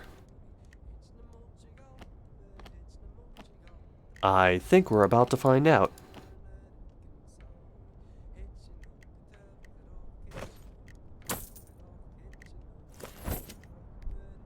Stay strong.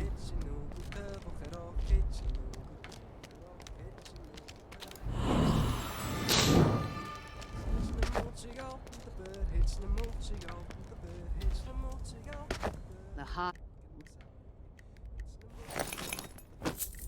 Mine. Yes!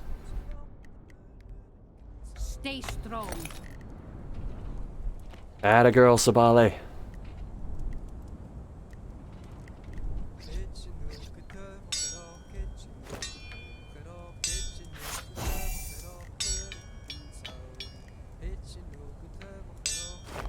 Now, the downside is, This merchant doesn't have the money to be able to buy any of these back.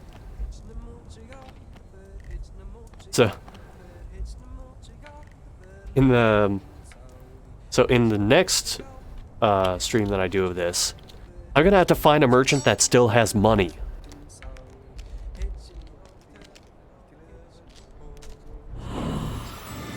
Okay, so illness threw off my schedule for like my usual streaming and video stuff, but I'm hoping to return to normal next week.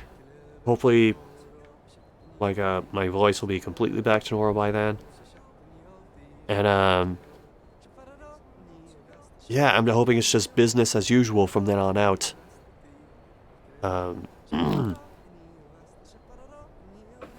In the meantime, let me see if anyone I know is still streaming right now.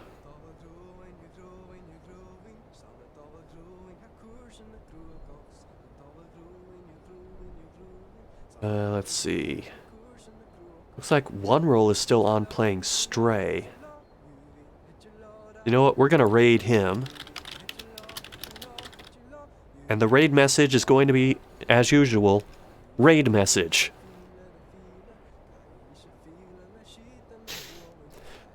Thanks for hanging out and listening to me ramble about PAX West.